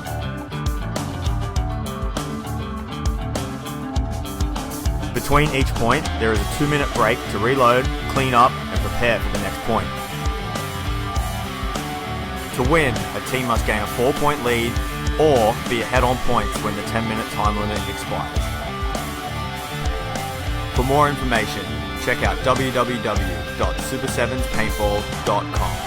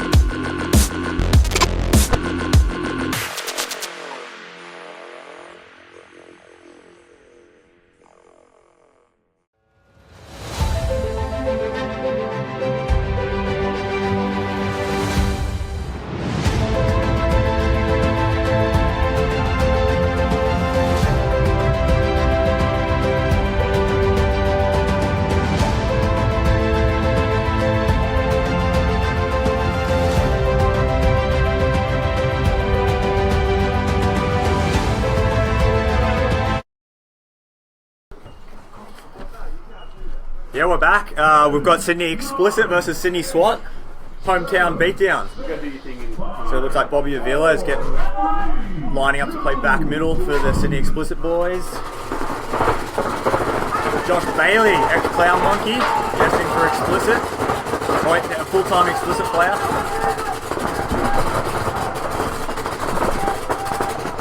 So yeah, this is still 5 alive to both sides. Looks like, is that Alex Orr at the wall? Yep, certainly is. And we've got Woods and Chicken. Alex is still clean. So still 5 alive on both sides. Yeah, just not sure if they noticed that, they even know that Alex is at the wall. No one seems to be calling it. Here we go. Ooh, Alex able to get a shot. I think he got him. Yep. So yeah, that's it. So this is the thing now, because they got the wall. It's trapping Explicit in. So with these first 6 matches, Ryan's bumped up to the snake corner for SWAT. It's 5 on 4. Okay, so is that Bobby's bumped up to Dorito 2. Ben Beretta goes into the snake for Sydney SWAT.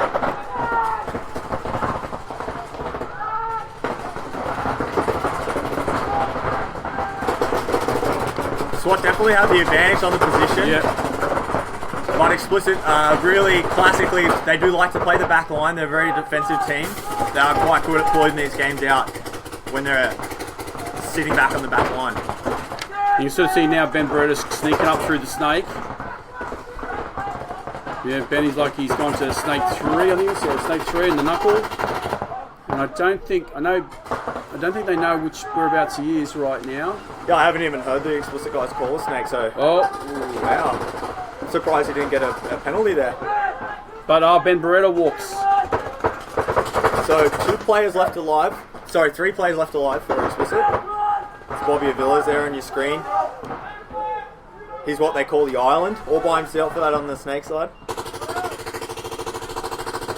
Alex doing a really good job here at the wall, but like we spoke about in games earlier, you know, he shot his snake player out. Maybe he should be switching more of his attention over onto the Dorito side. Well, I think what he wants to do is he wants to stop Bobby from getting into the snake, I'd say.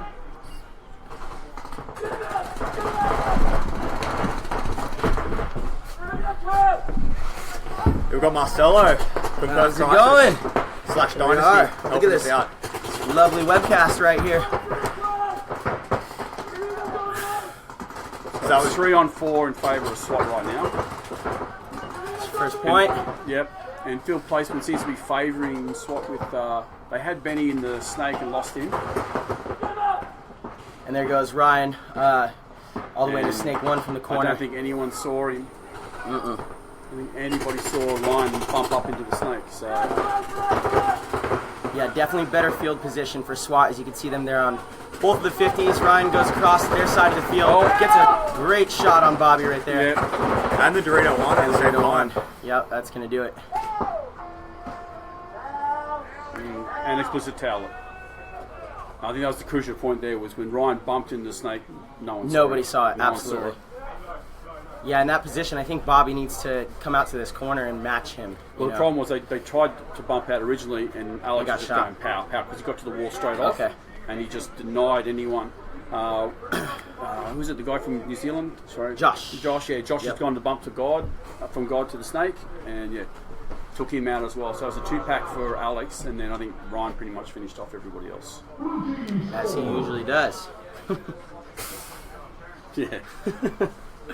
Yes. Ryan Greenspan, huh? He's like 46 years old and still got it.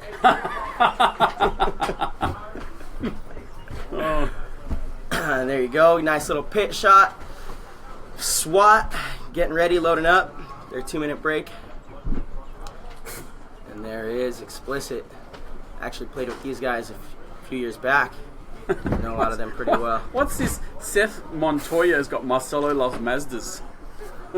Huh. Mazda's like the car? Yeah, well, I'm going to guess. I know, so I'm asking you, mate. Is there a story we want to find out about? I don't think involving so. a Mazda? Yeah, I don't know. Miata. I don't know. Yes, Cross is this Driving Mercedes, but the intruder, Nicky Trotter, he's joined us on the webcast. 1 minute remaining. what is that? Is that the Facebook feed right there? Yeah, that's You just see everyone yeah, live? Yeah, Very cool, people very cool. Talking away. So Marcelo had your first 2 games, 2 wins today. Yeah, 2 wins. The last one was a little sloppy. We kind of played down, I think, to the competition, you know.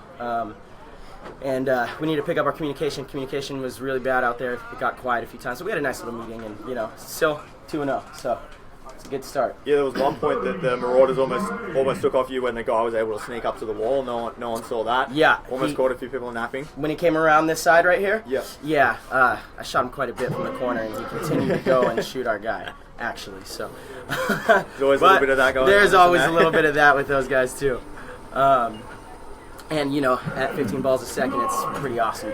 Yeah, you're liking the 15 BPS? Totally, yeah. I think it's rad, you know. It's fun to sit there and shoot your gun.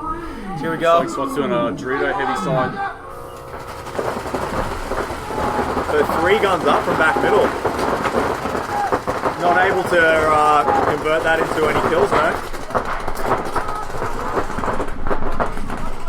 2 players at the wall. Dude's going to come round first.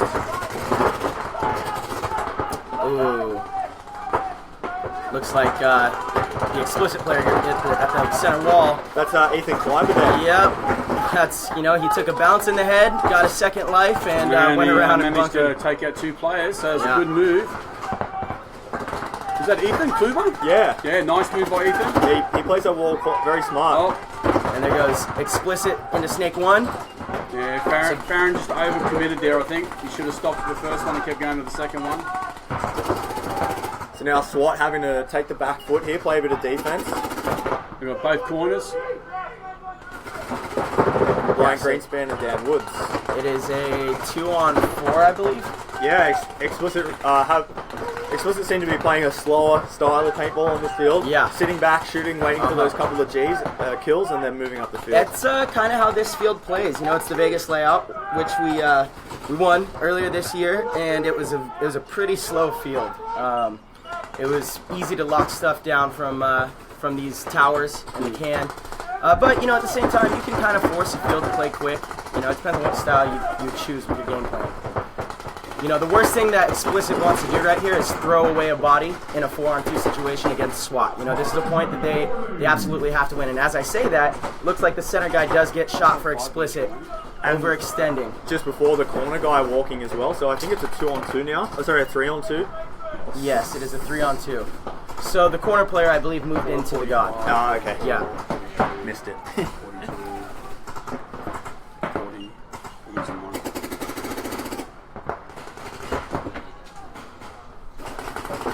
So when did you get in, Marcelo? With this now, it's only 4 minutes left on the clock. Yep. They should be toweling.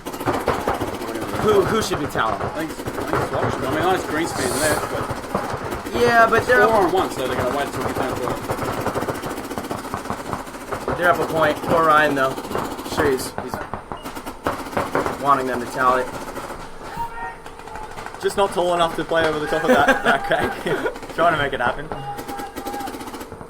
Yeah, and you know, Explicit needs to put this together, and not let Ryan make a move like this. He might get away with this. Oh, this is gonna be good. So Sam Dwyer in the snake there on your screen.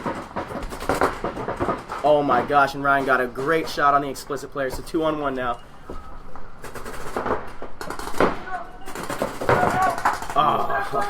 Bobby.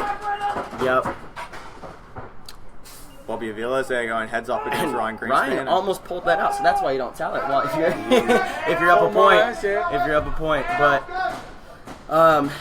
yeah. To answer your question, I actually got into Australia last week. Yep. Me and Ryan did a clinic out in Melbourne, Sniper's Den, and then made our way to Sydney. I believe he did a surf trip during the week, some town I'm not sure of, and then I came on Wednesday. Nice. Yeah. Did a bit of sightseeing. I even saw, I think Oliver's in the country. He's going to be over Yeah, there for next he's week. coming, yeah. Yeah. To do a clinic, I believe, right? Yeah, You guys, Yeah. you guys should have hit him up and tried to get him. Yeah, you him know, down here. he's very elusive. So, you know, it's funny. 1 second he's playing, the next he's not. But I'm happy to see him at least still, you know, doing clinics and stuff like that because it keeps the excitement. People are obviously really excited to learn from him.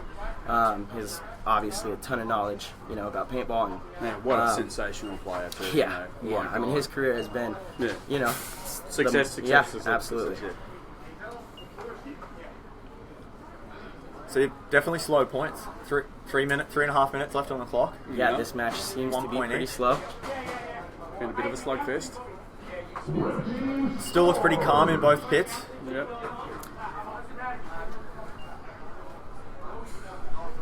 So there's flashes down there. He's the. Would you say he's like the team manager when they're at events and stuff like that? He's like sort of running the sort of show Yeah, for the team. yeah, kind of, sort of. Bit of a veteran of the sport himself. Yeah. 1 minute remains.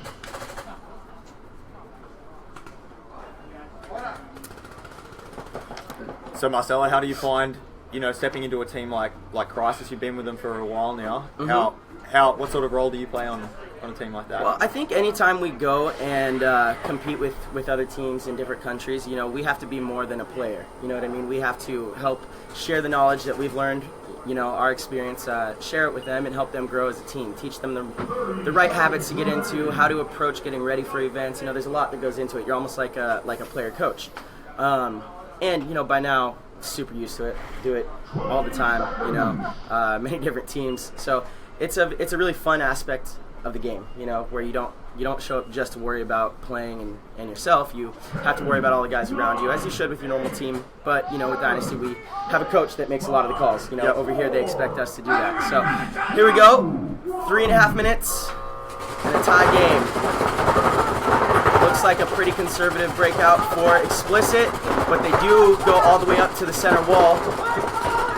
And first down looks like Dan Woods from slot. And probably better field closer to the wall. Yeah, so body advantage and a little bit of field advantage, I would say, for Explicit.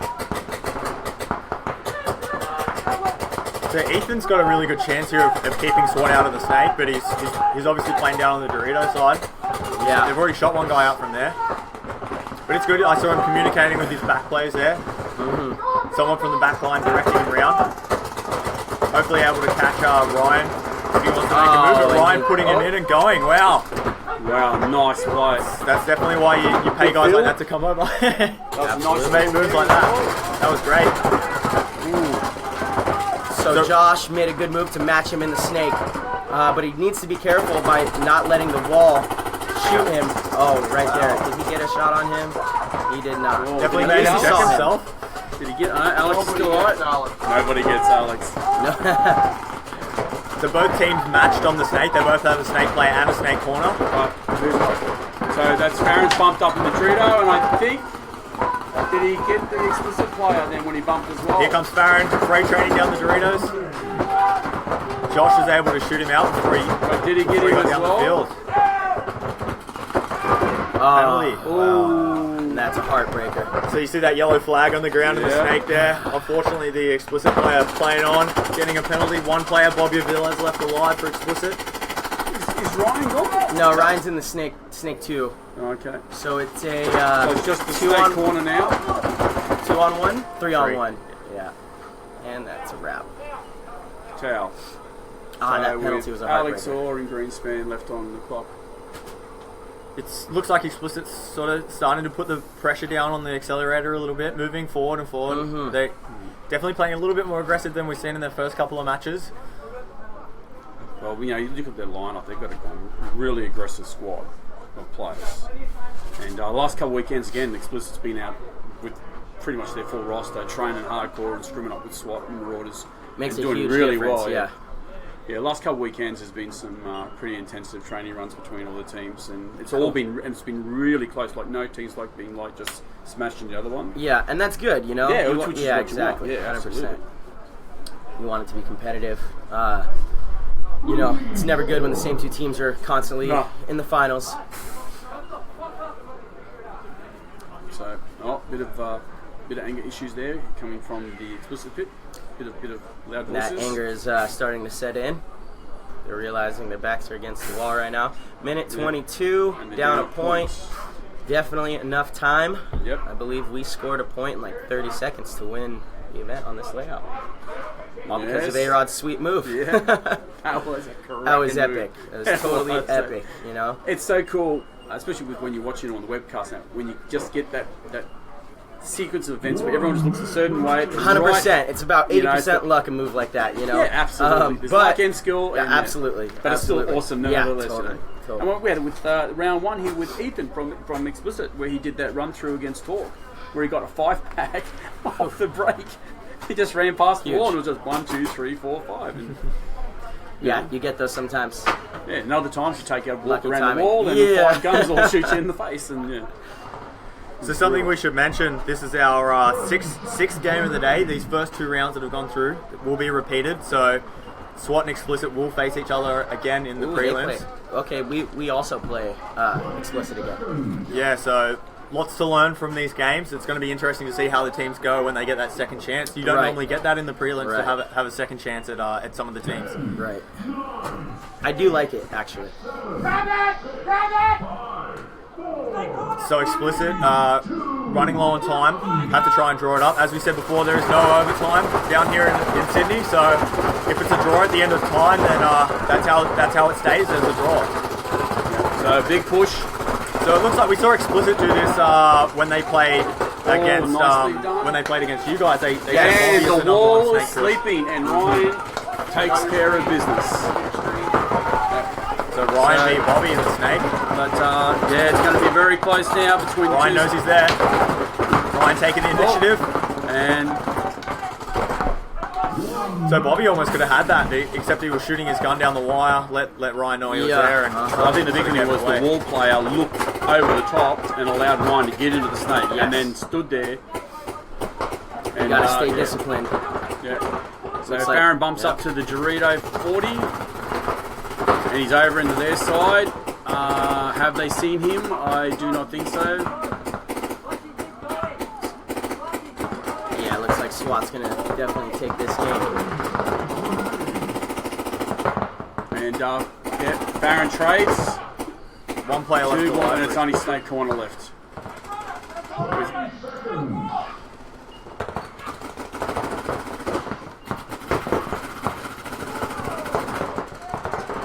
And Dave Black is gonna shoots do the it. last. 7, 6, 5, 4.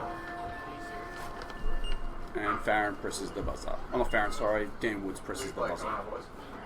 We're going to see this instant replay. Instant replay. So that's where Bobby was shooting his gun. Let Yep. Ryan know he was there. And then here goes Ryan. Gets up, puts him in. Oh, that corner player could have prevented that. And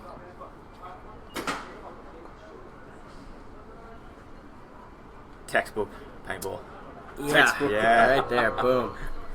So obviously Ryan had a corner player behind him. Must have been doing some work being able to put that that corner player in for Yep. Explicit and make that move happen. So that's the game. 3-1 to SWAT. Pretty good one. That's the next What up. else we got? We got Raw versus Marauders. Okay. So this will be interesting. The throw together team of Raw playing against the fresh guys, Marauders, the young guns. So Mike, we've got some people tuning in. Yeah. Just here we've got Victor Okorikan from VP Paintball. So hi. Kai Harris. When is Ollie doing the clinic? Well, he's doing a clinic up in Queensland next weekend, I think. Next weekend at Gold Coast Indoor. Jamie Angus is on. Kai Harris, very elusive. Kai, great webcast, guys. Thanks, Kai. Be good to have you up here commentating from time to time as well, mate. It's always good to have you on the webcast. Agree, Kai. This is awesome from Jamie Angus. Fantastic webcast for actually give free live stream these events is awesome. Thanks, mate. Marcelo, is there a Perth novice team looking to get back into playing? I don't know. I do not know. Jamie Angus, missing Super 7, so I'm making pancakes. Not going to lie, there might be a few tears in them. James is a good dude. Sad to not have him out here. Yep. So Justin Knight from Perth joined. Trevor Parkins joined. Kelly Wells. Oh, we made pancakes too. The boys said they'd still rather be there. Oh. Nice. Like to see all the interaction from everybody.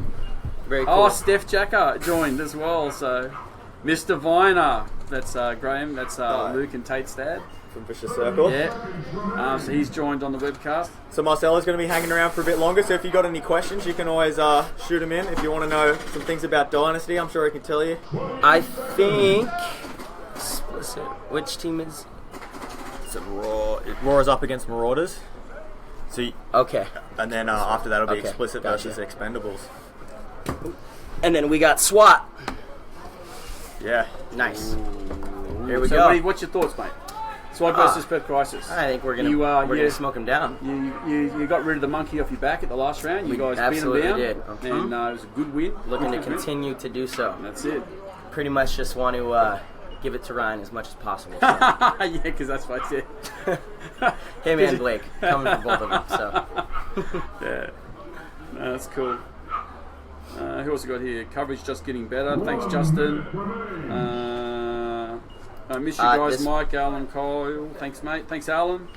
Yeah, way better than the Millennium Series webcast. Gotta say. Thanks, Carolyn. This is a very good webcast. The only difference is they got more people watching, so we need people out there sharing it around. Yep. More people watching, a lot more people playing too. My goodness. Yes. It's a big event. Yes. Millennium is huge. Yes. Were you over there playing? I was. Yep. With the Expendables? Yeah. Me, Ryan, and Yosh play with Expendables over there. So it's a little bittersweet.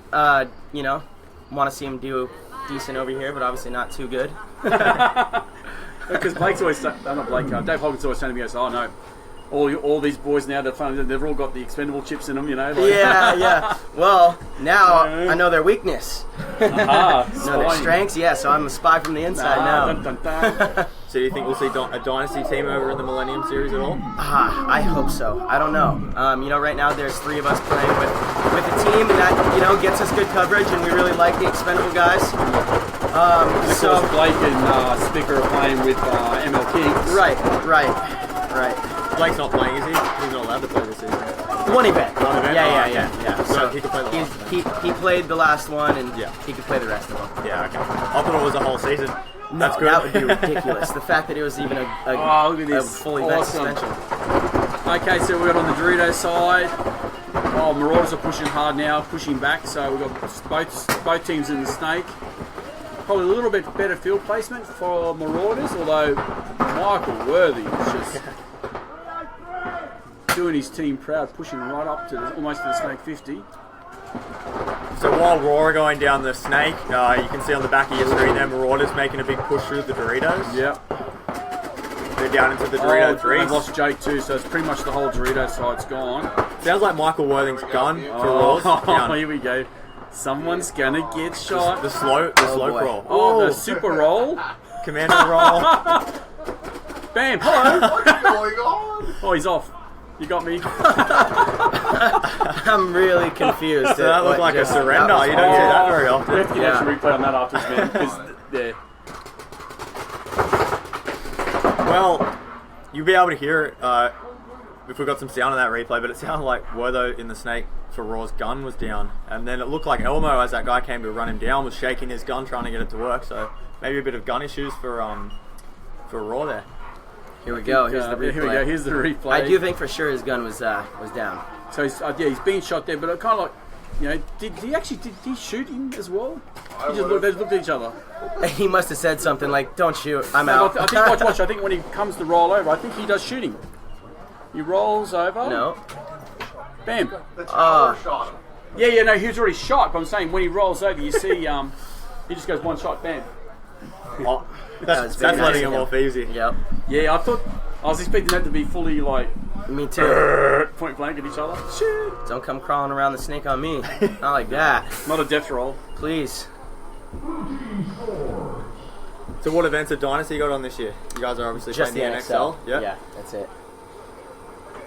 Just a lot, like you guys are obviously splitting up and playing around it. Have you got much on with? Yeah, kind of stuff? absolutely. I think a lot of us travel internationally and play. You know, obviously I come over here. We do the Millennium. Go down to South America. There's quite a few tournaments I do in Colombia. Ryan's all over the place, obviously. Blake has been doing quite a bit of traveling, guessing with different teams, and yeah, so we're doing tournaments and clinics pretty much every weekend. It's full-time job. So That's good. we enjoy it. Yeah, something like that. You know, it gets hectic sometimes, but you know, we obviously love it. We love what we do, so can't complain. Get to, you know, come to some cool places, meet friends all over the world. You know, and we're playing paintball. It's pretty sweet. Yeah, no, it's really, you know, it's a great thing that you guys are able to come over and share all your knowledge and help out. For sure. Over here. You know, I think that the level of everyone else, you know, obviously gets a lot better. That's how the Millennium, you know, started to get good, as American teams started to go over and they would pretty much dominate. And now the top European teams are, you know, winning a lot of these events. So, You gotta remember when I was playing, you know, back almost 10 years ago when the first Americans started coming over helping us out, just the level of play over like those 2 or 3 years, just Absolutely. every time, every event, Absolutely. we just feel like we get better and better. So it's good that legacy you guys can leave behind. 100%. You know, and we appreciate that, you know, you guys and the field owners and the players, like, recognize that stuff, you know, because sometimes actually the leagues, they don't recognize that stuff, and, you know, they kind of push us away rather than have us come and play in these events, you know, and it's good for their league, it's good for the excitement of everything, you know, so we definitely appreciate it when the field owners and the league owners appreciate it. So here we go. First point was pretty quick, it's 1-0, 8 minutes on the clock. Got Marauders breaking out pretty wide on the snake side. Making their way all the way into the snake.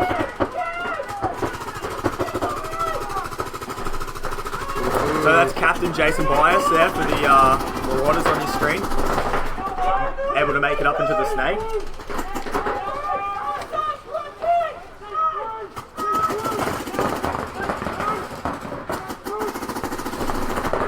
Just the Raw guys are just sort of dropping like flies. But, you know, give credit again, Michael Worthing's in that snake. You know, Yeah, like and he's you know, still pushing hard, mate. continuing to apply that pressure. You know, and sometimes even as a snake player, you don't necessarily have to shoot a bunch of people, but you got to be in there, be down the field applying pressure because it frees up things to the other side of the field. He's got 2-3 guns on him right now. Okay, this one could get a little better than the last one. Yep, here we go. He looks first around the snake in the middle. See, it's an interesting snake layout with that little tunnel that we've got through the inside. We get back to the middle. That's it. Oh no, snake's gone. So yeah, Wertho just exposing himself to the Doritos there, throwing his body away. Marauders feasting. Everyone wants to get a piece of that last player. Yeah, Five alive. Jared, Four alive. he's gone. All right, 2-0 for Marauders, which this team was semi-pro last year, correct? Yep. Yes. Yeah, sir. they've gotten a lot better. It's Yeah, really, they it's cool to train see. all the time, you know. And look, last year too, they did so well. I mean, they actually they lost 3 matches all year. Yeah, that's insane. So they got 3 first and a second. Well, they did do a few of my clinics, I will say. Yes. So, you know, shows it might help a little bit. I agree. So if I have another one, recommend you guys come out. Yeah, definitely. Yeah, no, I think Ryan and 2 of their players have come to every clinic that I've done out here, you know, and it's cool. Obviously, they're eager to learn, and it's showing that they're improving. They're sucking the knowledge in, and they're doing well in the pro division. They've given all of the teams that they've played, I think even when they lose, the points are close. Yeah. You know, Yeah. so a 4-0 doesn't necessarily represent what the match actually was. You know what I mean? Yes, absolutely. They're very fast. They're very aggressive. Their style of play. You know, like you can see with the losing bodies, the guys that are there aren't locking up. They're still pushing down. Right. They're still, taking it. So yeah, They've got age on their side as well. They're one of the average age on that team, so the youngest Pretty is like in young. the league. Yeah, Bunch of young guys. They're all young. so too, they've got years ahead of them to improve and work on their game. And it's nice, you know, they're pretty athletic. You know what I mean? And that definitely helps with age. And in paintball, you know, it's very physically demanding, you know, and a lot of the ways that you make your spots, you got to be quick. Got to be quick. A lot of people don't recognize that. There we go. Little face swap. I don't know. You are who's so better beautiful looking? now, man. Oh, no, there's no chance. Which one's the real one? By the way, we got this beautiful Field 1 G6R up here.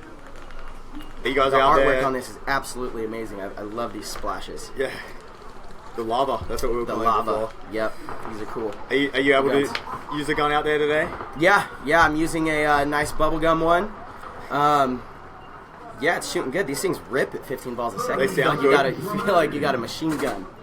They sound good Yeah, out there. You can they're definitely fun to shoot. You can They're hear fun when to someone's shoot. got one of them. 100%. Yeah. And this bad boy's available in Paintball Shop. All right, Along with paintball its shop. the black and green version. This one's pretty sweet Bring too. back the Brings old the school, thing. the black splash, Yeah. the green and black splash. Green black Nice. splash. All right, so this is a pretty big point for Raw. They need to get a point on the board here if they want to stay in this game. Right now, all the way to the snake corner. Oh, wow, and all nice the way to move. the Dorito 50. Now, you have to give Elmo credit. He's really super aggressive. Yeah. Oh, Yeah. and see the bump through. Uh-huh. One of the Collie brothers there just sort of casually cruised in, and I think Elmo got both of them. Shot God in the side as well. Yeah, that was a big that time was move right there. Yeah. Big move. Oh, then Raw lose one of their players. Two players. Eloise has gone from the tower as well. It's very quiet out there. Yeah, see, and this is the part of the game where you don't want to let it get quiet. You need to communicate, because this is how you lose a body. Well, Elmo got a mutual with the Dorito player, so that's a 3-pack for Elmo. And I believe it's a one-on-one now. 1-on-1 or a 1-on-none?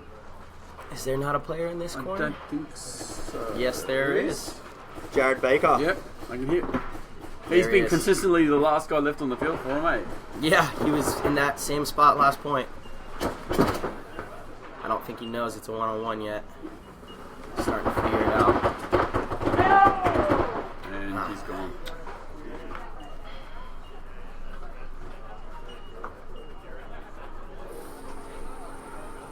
Just the one play, so that was a close game. So, example, I mean, play of that point was definitely Elmo. Absolutely. You You go down, shoot 3 people, and you still lose. Oh, Oof, it's frustrating. that's a It's bummer, like, yeah. it's like I'm an adult, 17 total. 7 and 7. Just so you know. Went for a run. That's it. So I'm just going to say a quick shout out to my mother and father-in-law, All right, Gary and shout Steve. out. Hello, my wife Hello. Rhiannon said they're watching from home. Nice. Hello to the Thanks for tuning fam. in.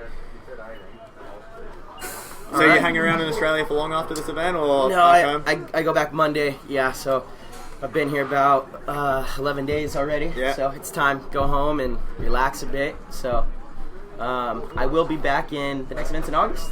Yeah, I Yeah. think so. Okay, I'll be back in August. Don't quote me, but Pretty sure it's in August. you probably know more than me. Yeah, well, I don't know. We'll see. Oh, that's the cold one. Back to summer, Yes. Well, what do you mean? back home. For me, Yeah. I get to go back to summer. But this event, this time of year over here, I always love it. As long as the rain holds out, it's beautiful weather. This is perfect paintball weather. Yeah, no storms or lightning Yeah, or no hail. storms or Like hail. That was around. crazy. The crazy hail. I've never seen anything like it. Only in Australia. I work in roofing, and I got quite a lot. Okay. I got quite a lot of work Yeah. in that hailstorm. I I'm bet. still fixing jobs from it, so it's good. Wow. I just Okay, so got to you're a bring fan. up something here. There's a particular lady I really like, respect all the time for, Mrs. Martin, and she's put a post up here saying, "Get off mic, leave it to the pros." So I think she's trying to give she's I think she's trying to tell me something. I'm not sure. Gotta go. I think she's probably worried that I'm making her hubby look not so good, without matching attire. I mean, I'm pulling this off. You know what I'm saying? Hey, I do dig the sweatshirts. Look at those. Oh, wait, Where's mine? I love you, Marcelo. Well, I don't know. It's probably a lie. We've got a few of our friends from Asia on here, which I can't tell what they're saying. I think Lu Kai-Foon. Ilanak Main Balit Lu. Oh, there you go. Gabriel Pino from Miami Devious. That's cool. There is one. If I pronounce anyone's names wrong, I'm apologising now in advance. Yeah, he struggles to pronounce John Smith English names wrong. All right, here we go. This could be the last point. If Raw doesn't get something on the board.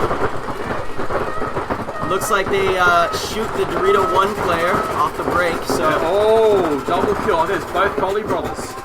Yeah. All right. So 3 on 5. 2-pack in favor for Raw. And you can see them reacting to that, moving up through the Doritos. I think that's Steven Adams getting shot out. And it looks like one of the Raw players on the Dorito side does get shot. Also, Jared's coming to the wall, and he's coming for the run-through. Oh, he's going to get 2. Yep, huge. Oh, nicely done. Does he make... Oh, no, he gets taken. And that was a great play from Jared Baker. Just launching from back middle there. Do we have a replay of that?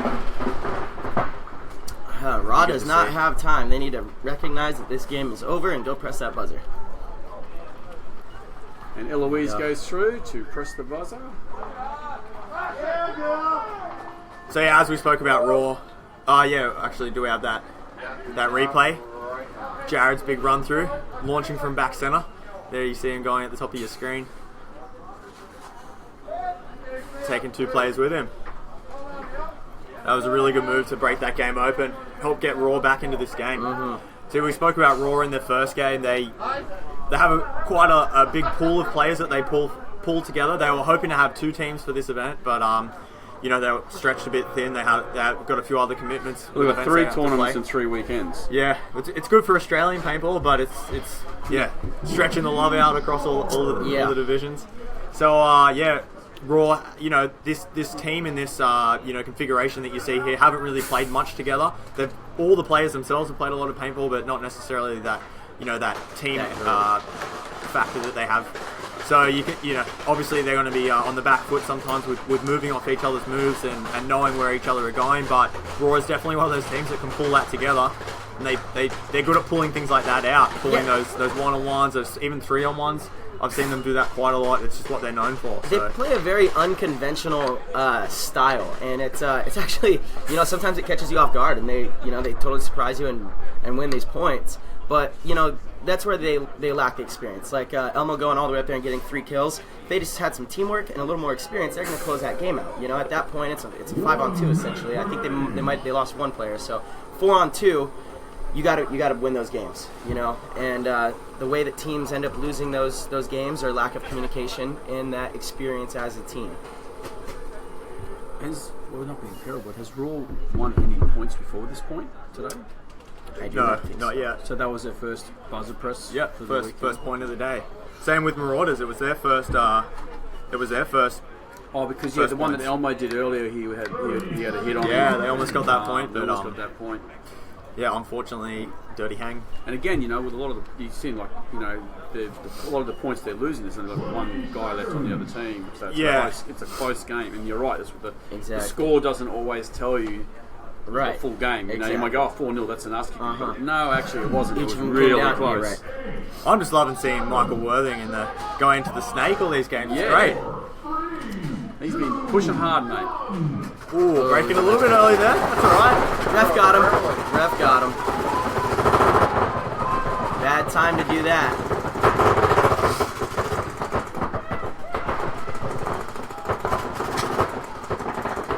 Almost having gun problems again. Yeah, that's a common theme for those guys. That's really weird because he runs a Geos, so I mean, no, without being terrible, they just well, I rock think solid. I think they're actually having loader issues. Is he? Oh, okay. He just took it off of his gun. I'm not quite sure. So both teams up at the wall. Kurt Hapland for Raw. Both on the Dorito side. Looks like... Wow, Ryan Newman nicely launching and done. taking him clean. Yeah. So this is smart from Ryan, just taking a knee, slowing down, looking for more kills. Looks like he's calling the referee over for a paint check. Hopefully not giving his position away. I think there's only one player left alive for Raw anyway. Just Elmo with his gun down. Player.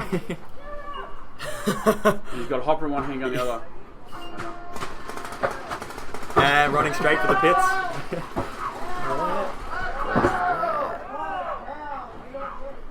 Can't hear him over his gun shooting 15 balls a second. Sorry.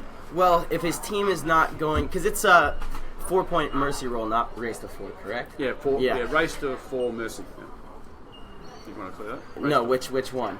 Is it first to 4 or is it 4 point? 4 point lead. mercy. Okay, yeah. So it actually, he recognized that there's no way he's going to win that point. He needs to get off the field as quick as possible if his team's not going to blow the buzzer. Absolutely correct, 100%. And that's obviously, as we were saying, the Raw guys not playing together so much. They're going to be losing that game sort of play from coming from the pits with the hitting the buzzer at the right time, knowing when to throw in the towel. So we've got Stephen Brown's joined us, another legendary old paintballer. Fariz won. Please forgive me if I've said that wrong. Shout out from Malaysia. Nice. We've got Ryan Jacker, who's on his honeymoon with Steph. Watching the webcast. I love that. That's amazing. We were talking about last weekend. He got married. They got married on the Saturday night, and then Steph was so lovely. She let him come out and train on the Sunday with his team. Oh, how awesome! I know, what an awesome lady, eh? Yeah, she's a keeper. She's a keeper for sure. Yeah, absolutely, 100%. So yeah, his team Syndicate's down on the second field, playing their. Which Kevin's playing with. He's guesting with them today. Yep. Kevin Wong. So from Push Paintball. Oh yeah, okay. We will be televising their finals, the semi-pro finals. So we will get to see hopefully them up here tomorrow afternoon. So make sure, like we said, we've got that competition. We've got a free shirt for the first 1,000 shares. So get sharing, everyone. We want to get the word out there. Nice. Once we hit 1,000 shares, we'll be drawing the shirt. So Nicky T's wearing it. Nice custom shirt, one of a kind. Look at that. Featuring a very young Mike Wybrew. I thought you were trying to get shares. Yeah. Fighting talk now. Okay, so there's plenty of time for Raw. These have been quick points, so just under 3 minutes left on the clock. Yeah, they need to get a couple G's off the break. It's like Raw struggling with that break. They had another guy pull early again. They lost Michael Word with break. Second kill off the break. So it's 2 down for Raw. Jared Baker bumps to the Dorito corner for Raw.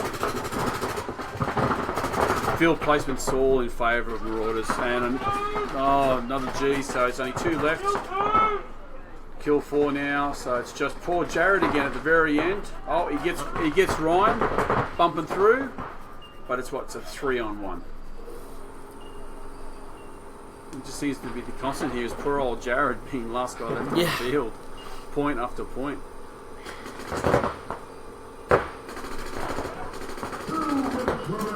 And the Marauders don't have to do anything right now. No. 3-on-1, just totally sit.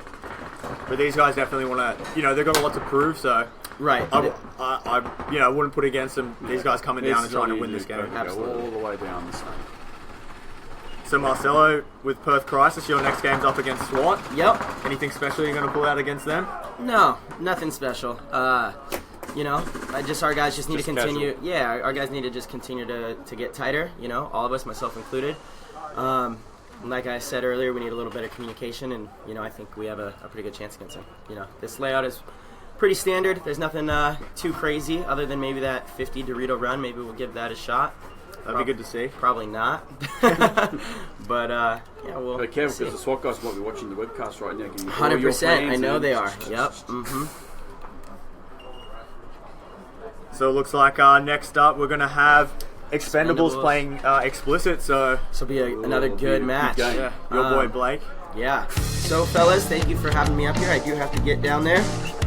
Yeah, thanks a lot for joining us. Yeah, I will probably we'll be back get later. up again shortly. Yeah, totally. This podcast looks awesome. It's amazing what you guys are doing. Love that it's free. So shout out to you guys. Honestly, Thanks, it's a good production. Yeah, thanks a lot for coming over, and good luck in the rest of your games. Thanks, fellas. We'll go to commercial.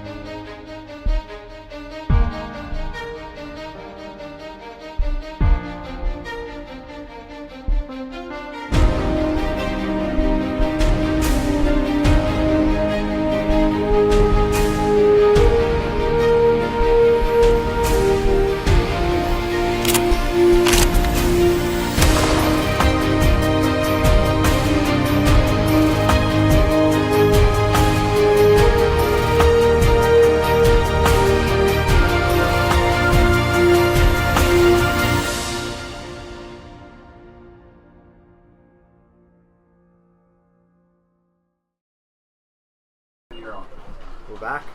We've got a new guest with us, Tim. Hello. From Go With The Camera. Is that right? It's me. Yeah, and Part of it. and also Push Paintball. So here to tell us about this giveaway, this raffle you guys have been organising. Mike's kindly donated a Push Paintball medium-sized roller that we're raffling off for $10 a ticket. 100% of the donations that are coming in, well, the ticket price is going to Soldier on Australia, which is an organisation that looks after all our wounded soldiers. They a lot of PTSD. They build these houses that everyone goes to recuperation, do coffee days for them, and all sorts of stuff. They rely 100% on donations, so that's what we're trying to do. Raise a little bit of awareness because there's a few ex-diggers that play paintball and around the track. Yep. So really worthy cause. Tomorrow it's going to be drawn right before the finals. Oh, yep. Okay. Before the grand finals for pros. So live on here. So it'll be roughly about 10 a.m. tomorrow. Yeah. Around that time, if you tune in, if you're in the draw. And if you're here, we're doing a special. We're doing 3 tickets for $20. We're doing 5 for 40. And again, like I said, 100% of the private money raised is going off to Soldier on Australia. They're sending a rep down here as well. Oh wow! For the draw, so we've got someone down here. We've got Kevo Wong from Push, who's going to, well, if we can understand him. Yeah. Love you, Kevo. He's going to do the draw for us as well. And yeah, so this lovely bag, you'll be able to choose the colour of your straps and that sort of stuff, so it won't be blue. I don't know if you can see it. Yeah, let's get that bag up. There you go. That's it. This bad boy here. It's a pretty decent gear bag. It looks good. It's huge. And it's the medium one, so it's not even the big one yet. I like these shoulder straps. They're always good for getting through airports and stuff like that, or if you've got to walk across a field instead of having to try and drag your bag through mud. I'm sure customs love that. Well, it's good. You can carry it wherever you want. If you're down the bottom field here, you don't have to drag it down the rocks. Also, if you aren't to go with the camera page, we'll do it by PayPal. So that's through Facebook, they can find you? Through Facebook. And we will sort you out with tickets, and it'll all be done here. The name, the number of the ticket doesn't really matter because it's the name on the ticket. Yep, okay. So when does that close? When's the last chance for people to buy tickets? At 9 a.m. tomorrow. Okay. 9 a.m. 9 a.m. As soon as the semi-finals start, done. We've raised so far about just over $500, so we're doing pretty good. Nice. That's great. Really good cause you guys are supporting. That's awesome. Well, it wouldn't have happened without Mike and the boys at Push. So yeah, well, big thanks to them, Action Paintball, and the Push Paintball guys with Kevin. Very cool. So yeah. So what are you up to today? Out there taking some photos? Taking photos. Yeah. This your first time over in Sydney? Yep, at the Super first 7? Super Sevens. The boss didn't want to come, so I got sent. Yeah. No, she didn't want to come. It was my turn. But she actually was tuning in earlier. I saw. Yeah. She's off to She's watching. Bangkok next week. Oh, okay. I hear it. Yeah. No, it's been awesome. Really good crew. Everyone out here is just it's an awesome event. We turned the weather on for you as well. It is coming magic. a really Beautiful nice day. today. Started off cold, and now it's shirts and shorts and t-shirt weather. Welcome to Sydney. Alright, so our game up at the moment is going to be Expendables going head to head against Explicit. So this is going to be a very good match. Is he going to hang around, help us call this one, Tim? I'll hang around for a little bit. Awesome. I want to see what Yaba and Avilis do to each other.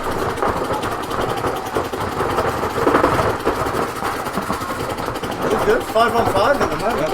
So we haven't seen this double. Two guys in the tower there. This is a new play for them. Explicit just dropping their It's a tower. snake. There he goes. Magic Kling's going in. So yeah, Matt Kling from WA. Yeah, he's just a whizzing snake. It's always fun watching him and young Nick Lamb go head to head. Yeah, Nick Lamb from Perth Crisis.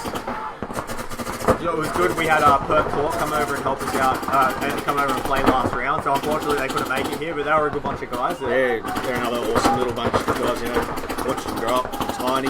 Yeah, it'd be great. It'd be great if they could make it back out. Matt Kling with an easy kill off the Dorito 1, possibly. We're 4-on-4 at the moment. 4-on-3. Matt Kling, Yeah, got him. So he made that shot. That was Beautiful. good.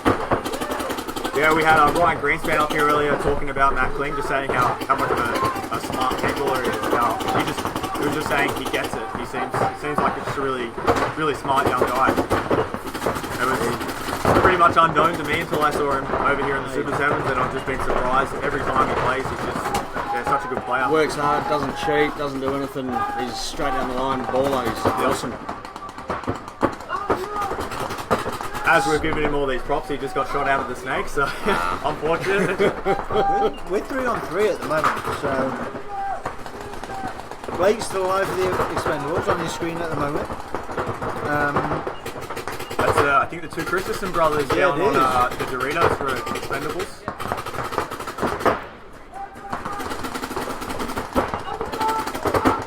The Villas is in Snake 1, and this will be interesting. Snuck round the knuckle, going to 2. Yeah, Bobby doesn't know He's anything up about. 3. Here we go. This will be. There it is. Yabba Bubba.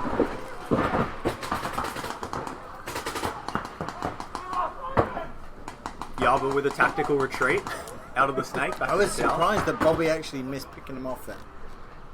So Bobby's up in there, Snake 1. 3-on-1 in Explicit's favour at the moment. Just Blake Yarborough alive.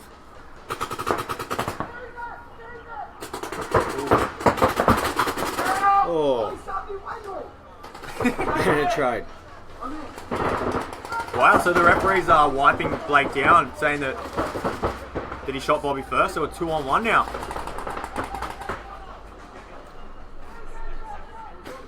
Not a word of dispute from Bobby on that one. Yeah. So Explicit taking the snake. We've still got the Dorito 4. Yeah, Dorito 4 Gotta and the gotta snake be 1. looking to push past that 50. So just pick Blake off. look like, is that Jake Mel Baxter, player 12 for I think Sydney so. Explicit? Yep. So good job. Good job by Explicit.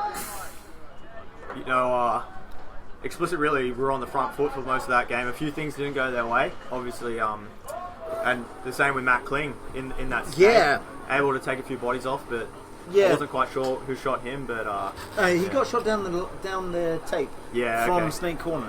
So he got shot on the foot, and I mean, fair play to him. Judge wasn't even looking, called himself out, and just took the walk. So yeah, what a nice way to play. So No. Sydney Explicit living up to the name of the their style. They definitely play slower points when they're out on the As you touched on before, an interesting break by the Expendables, doubling up in this big tall tower, snake size. Explicit took the tower, but then lost their body within the first 10 seconds.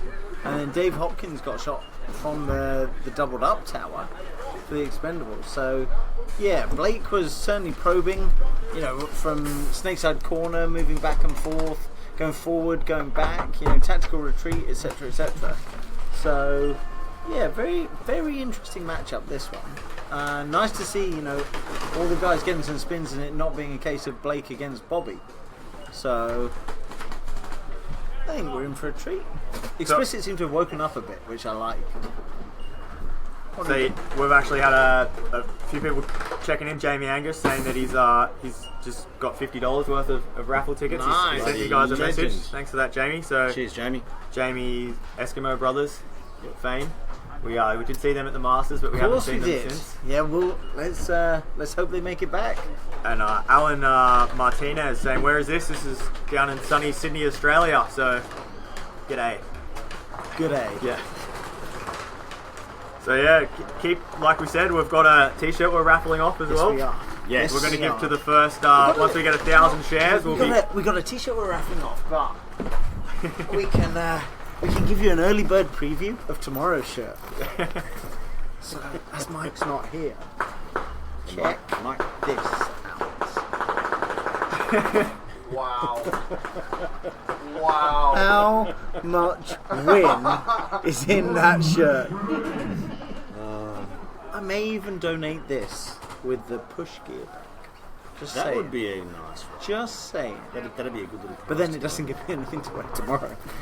So, yeah. We can make something else. Don't tell Mike. So what's going to be the goal for that shirt? What do we I get? don't know. I mean, Another 1,000 shares tomorrow? I think we're hovering just below 100 shares at the moment. Now, Yep. I appreciate it's late in Europe. America, we're relying on you. So, Australia and New Zealand, share if you care. I don't think Expendables are going to be best pleased coming out into this second point. They definitely have been a bit more aggressive, the Expendables, in their past points. So, you might see them. Was that it wasn't a non-point previously, was it? I think... I'm not sure. Yeah, no score on the board at the moment, but the referees might just want to put the score up. So Explicit loser snaps that corner guy off the bat. Expendables at the wall. It seems like Explicits are able to make that Dorito quite easily, but they don't really ever want to move past that first Dorito. So Blake Yarbo being shot out at the tower on 4. So that leaves no one on the snake side for Expendables whatsoever. But they do have 2 guys up the middle, you can see on your screen there. So they've got Dave Hopkins and I believe Tom Hopkins behind him playing that tower.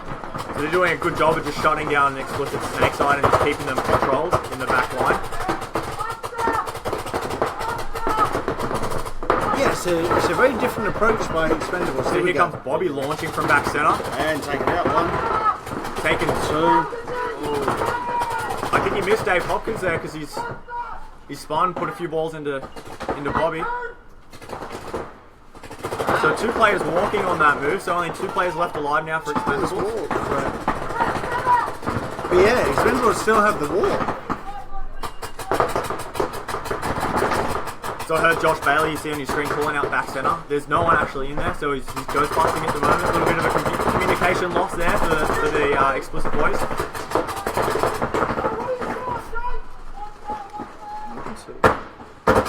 I think we're in a 3-on-2 in Explicit's favour here. Yeah. So you see, Expendables have Dorito 1 and the wall. Explicit have D1, D2, and this small little temple over by the snake. So this is something good that Explicit does. Is they don't, when they're up like this, they like to sit back, work out what's happening before they make their game plan. They don't just run into guns headlong, trying to finish the game as quick as possible.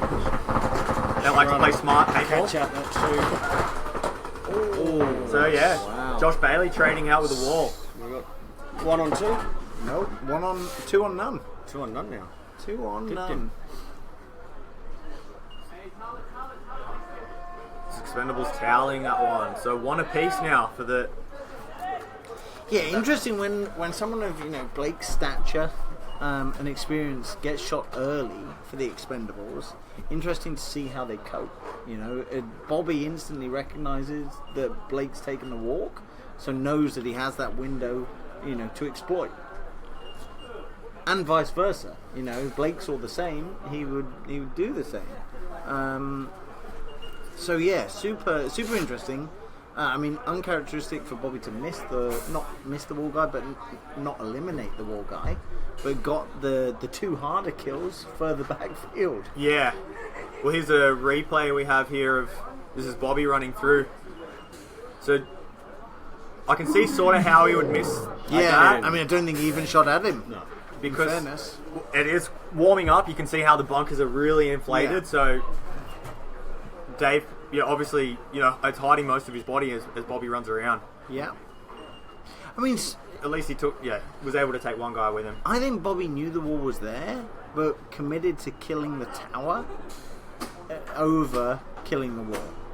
And the reason I think Bobby knew the wall was there because you clearly see him start his run heading Snake side and switching to Dorito side late in the run. Yeah, that was a smart play going that way, because if he'd gone the other way, well, as you see there, Dave reloading at a bad time. Yeah, that might have got him, but it seems from watching the people play the wall, the Snake is the way that they're generally looking. So I think that was a really smart play from Bobby going around the Dorito.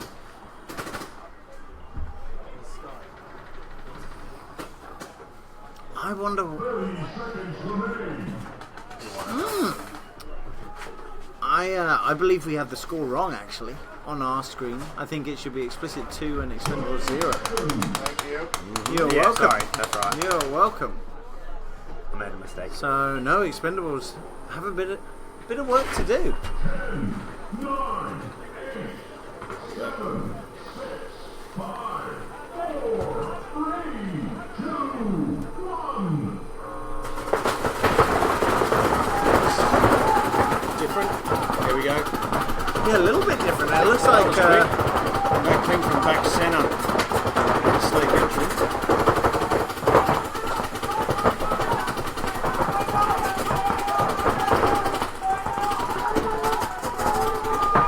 Explicit have a bit of wind beneath their wings at the moment.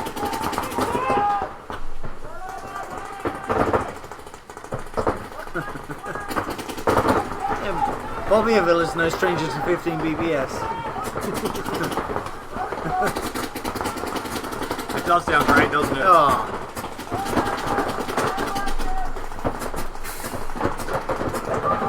Well, Bobby's alive because churning through pod after pod after pod. Love it. Expendables, pretty much, backline mentality other than Matt Klein, who's going to look to get to this Snake to make something happen. We got just over 3 minutes of game time left, and Expendables have some work to do. It's got that Dorito side locked down with the wall, Explicit have both a wall, Doritos. yeah. From Dorito 3 now.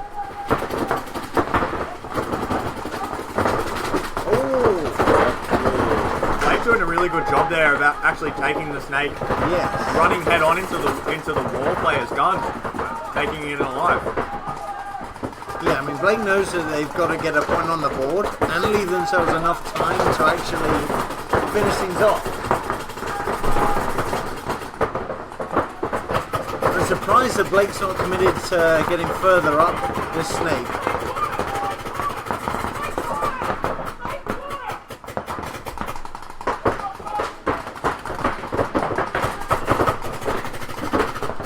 Really, this is now prime time. Send Dave Hopkins to the wall to clear it out and let Blake go to work. Because the reality is no one's really stopping Dave from launching to that wall. And the longer he leaves it, the harder it's going to be with Explicit forcing down the Dorito. Well, I think the main guy stopping it is Dorito 3. Oh, it is, who's just killed Dave and Matt Klein in the God Bunker. So that's Jared Cozier there when you screen for Explicit. Blake's gone up past the center 50 on the Snake. Kills the Dorito corner as well, so... Wow. Ooh. So just Blake left alive. In Snake, he's got no idea everyone else is gone. No. Blake could do something interesting. Blake and Bobby are going to play together.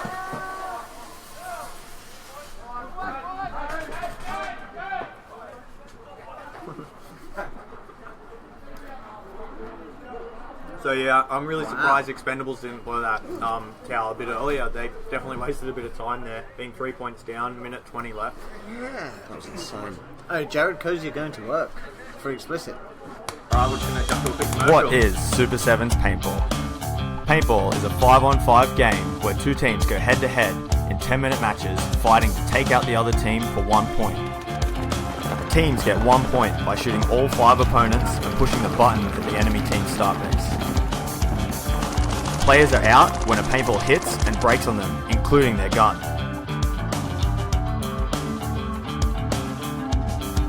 Between each point, there is a 2-minute break to reload, clean up, and prepare for the next point. To win, a team must gain a 4-point lead or be ahead on points when the 10-minute time limit expires. For more information, check out www.super7paintball.com.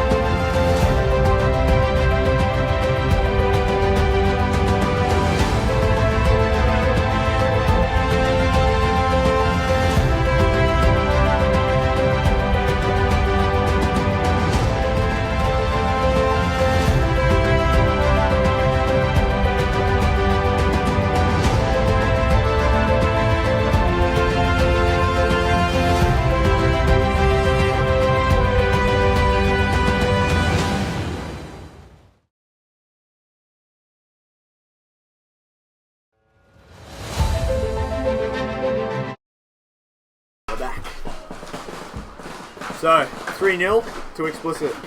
Expendables running low on time to get this one back. Not unheard of, but definitely making things harder for themselves. Almost as much win as a signature Wybury t-shirt.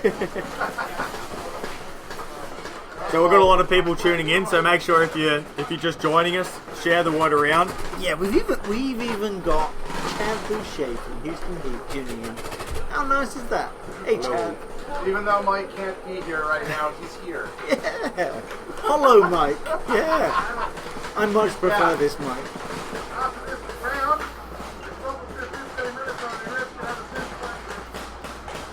So the referees just saying after this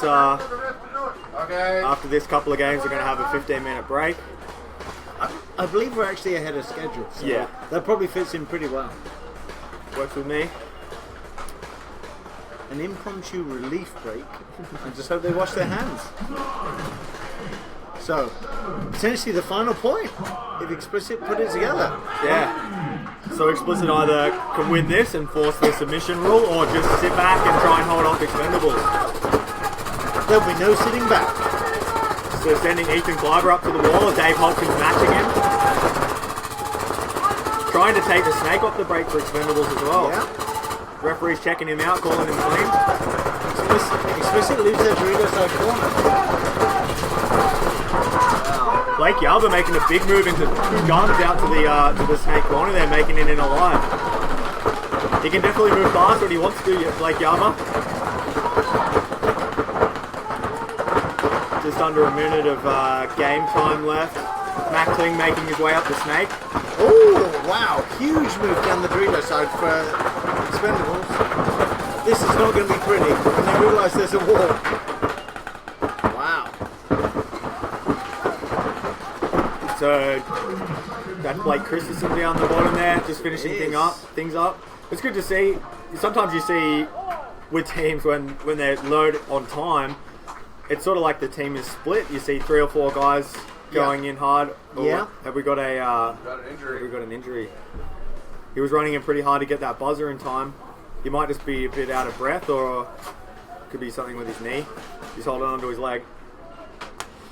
Let's hope everything's alright. We actually had a good one at the first Millennium where there was an injury on the CBL shoulder field. Oh, did you see it? Yeah, I watched saw that. Yeah. Yeah, luckily one of the Joy Division guys, Canute, was like the Scandinavian version of a chiropractor and just popped it right back in.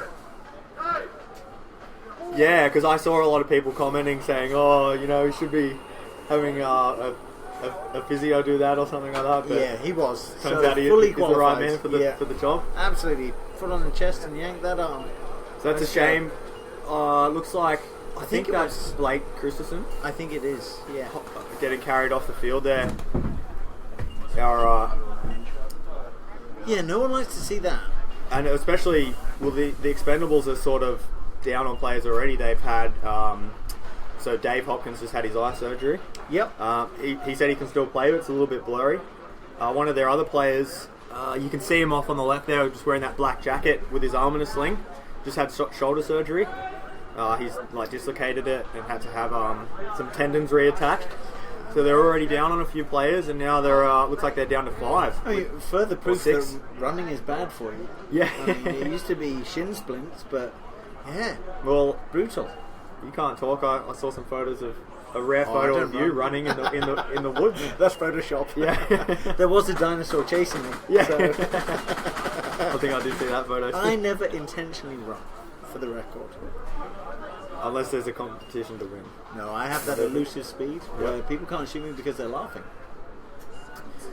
Right, we're just going to quickly jump off for a... the referees are going to have a break, or is that after this next game? Yeah, I think it's after this game because I think Expendables won that point, so we should be 3-1 with 22 seconds to go. Now, Explicit are walking out on the field. Yeah. Now, obviously we don't know yet how crucial point spread etc. is going to be, but I'm sure the Expendables will be taking the approach of let's make this a 3-2. Rather than let's leave it 3-1. Well, it definitely has come down to that in the past. Even just a couple of bodies, it's come down to who's killed more people in their games. Yeah. Or who's lost more bodies in their games. It's come down to who makes it in the finals and who doesn't. Yeah, we'll get you guys an update on Blake's health as well as soon as we get word.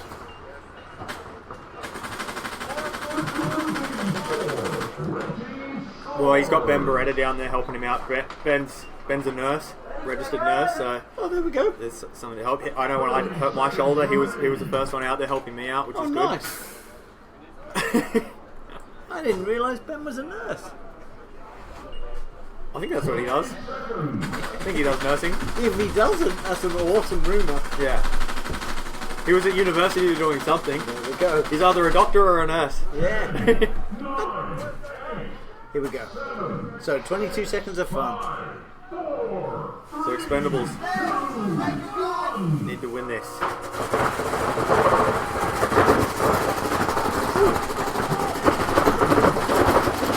So Dave Hopkins playing that Dorito side corner, it looked like.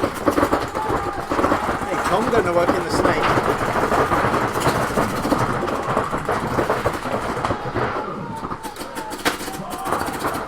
What did he do?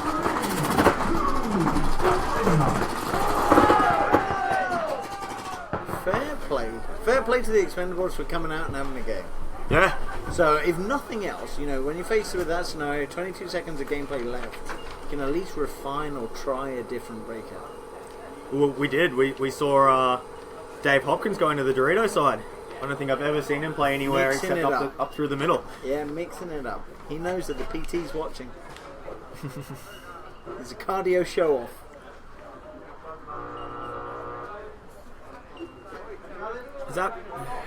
It's just hard to see if it was Blake or Ivan. I think it was Blake.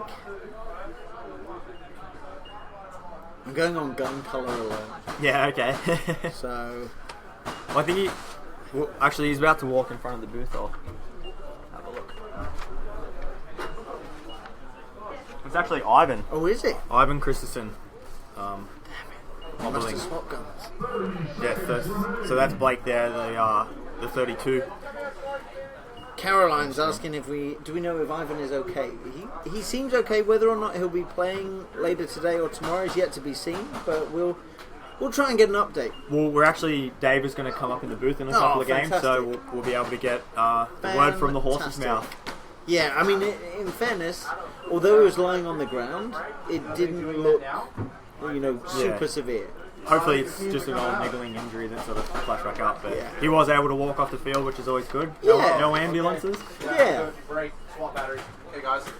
So, we're just going to go to a commercial, and we'll be back with SWAT versus Crisis. In about 15 minutes. Right now, I think. In 5 minutes. Yeah, I don't know if Crisis knows.